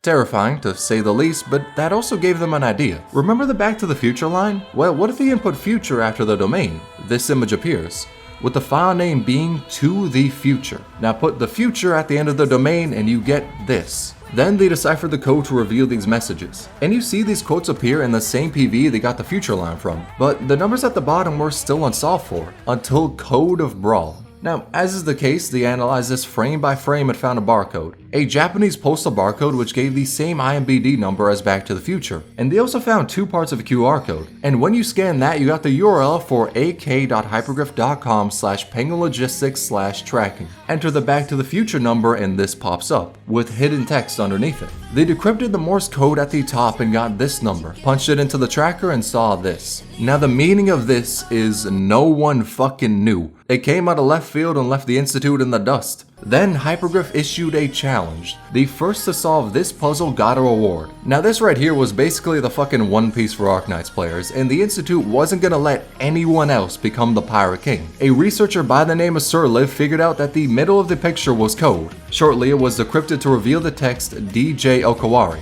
They posted the answer and won the One Piece, which was another fucking puzzle. The deadass just got One Piece Shippuden. But this related Back to the Future puzzle. And with this extra clue, the Institute was still slumped. They tried to fill the square with Minesweeper, crosswords, or Sudoku, but none of those were really working. Until a researcher on December 25th proposed the idea, what if we consider the blank cell as flags in Minesweeper and calculate the number of mines based on the Minesweeper rule on each cell except cross cell? Truly, I do not know what the hell they meant by that, but the puzzle was refined into this. And the letter Sir Live got said try plus and minus, so they did and got a Sudoku puzzle. To verify I was correct, at the end of the future picture, the numbers corresponded to the points on the Sudoku. So row 3 column 3 is 2, row 4 column 4 is 1, etc, etc. With this they found the compass. Paired with the acrylic map, they can finish One Piece Shippuden. Only problem, where the fuck is the compass supposed to point to? What's the correct orientation of it? This is where they went back to 2017. On the old official website for Arknights, this picture was found. The code decrypted with base 36 says controlled her mind, but the important part is the text saying we are heading east. So place a map on the Sudoku puzzle with east facing upwards. Read the overlap numbers and you have 2853523. So they went back to the Penguin Logistics website and punched in that tracking code.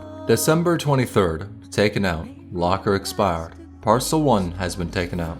May 1st, waiting for taking out, parcel 1 has stored in lockers. April 29th, delivery, cargo has arrived at Lungman Central Hub. April 27th, parcel received, temporary hub D01 has received the parcel. Parcel 1 out of, with this being the parcel. The code is International Telegraph saying the record of the recorder. They decoded the blue text with Unicode and got this text. When I first met her, she was with that person. Returning to the camp from the desert with difficulty. At first, I didn't take much notice of this girl, but felt intuitively that she's unlike any child I've ever seen. Although as an Outlander, I didn't spend much time with the president, but I noticed that the moment the president set sight on that child, she's no longer as depressed as when she left the committee. As if she became another person. This is when I realized, perhaps I'm not the only one with that feeling. She's not as radiant as a crystal like the president. She's more like an uncut gemstone found among charcoals. She's too special. The president told me the child's name in the end, Amia.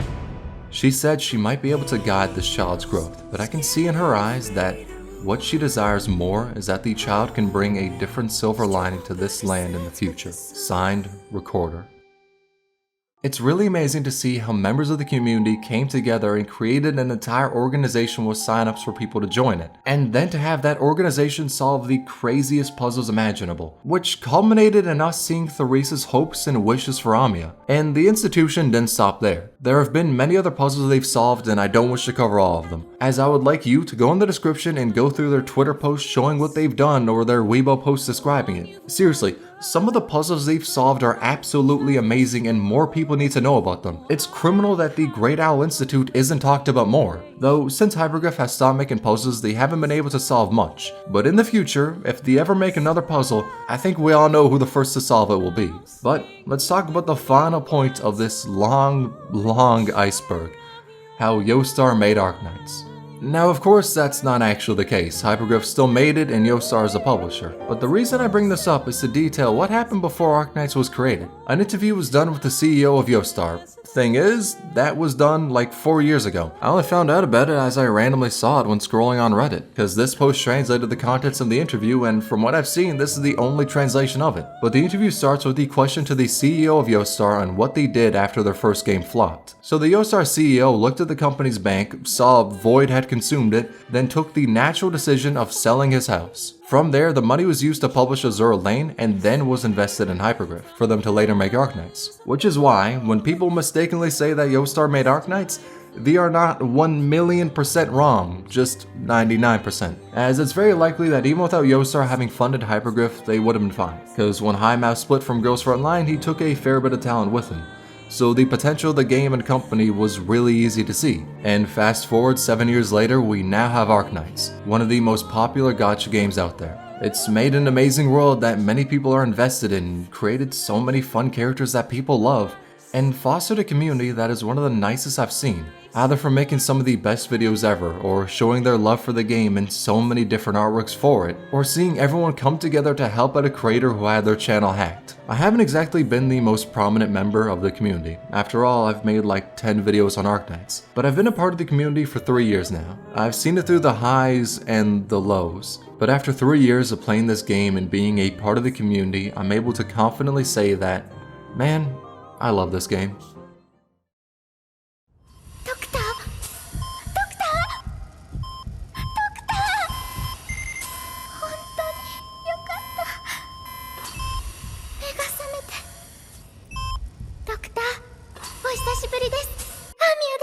Sometimes I like to imagine. Face up to the sky, I can feel it now. I've been searching hard for a little while.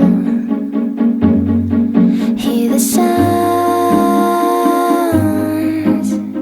voices from the sky. Is it in my head telling me to fly higher up instead? The ground. I know there's trouble. I think that I can find my way beneath the rubble. Is there a flower in the gray? In the gray? 'Cause sometimes I like to imagine. Sometimes I like to imagine. Sometimes I like to imagine. Sometimes I like to imagine.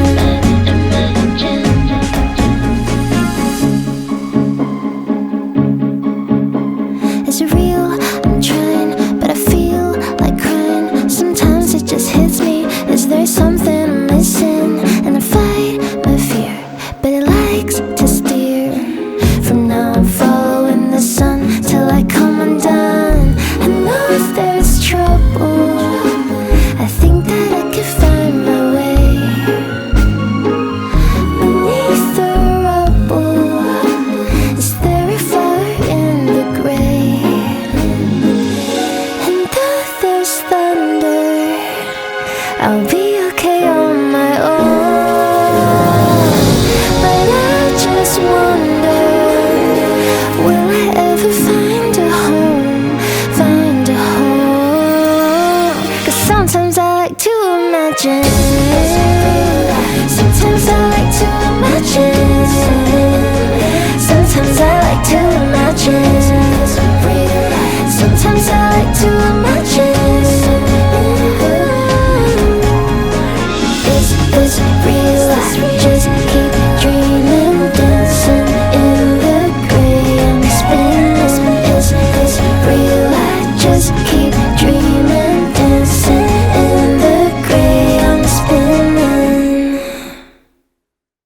I know I'm a little late, but here's to Global's 4th anniversary. As I said, I haven't done that much within the community, but after being in it for more than 3 years now, I really want to make a video celebrating the community. So I hope you like this iceberg I made. I will be making more Arknights content like this, as in case it wasn't evident from the length of the video, I got a lot of passion for the game. But since this video has taken more than a month and a half for me to make, for now, I'm just gonna rest. So thank you for watching.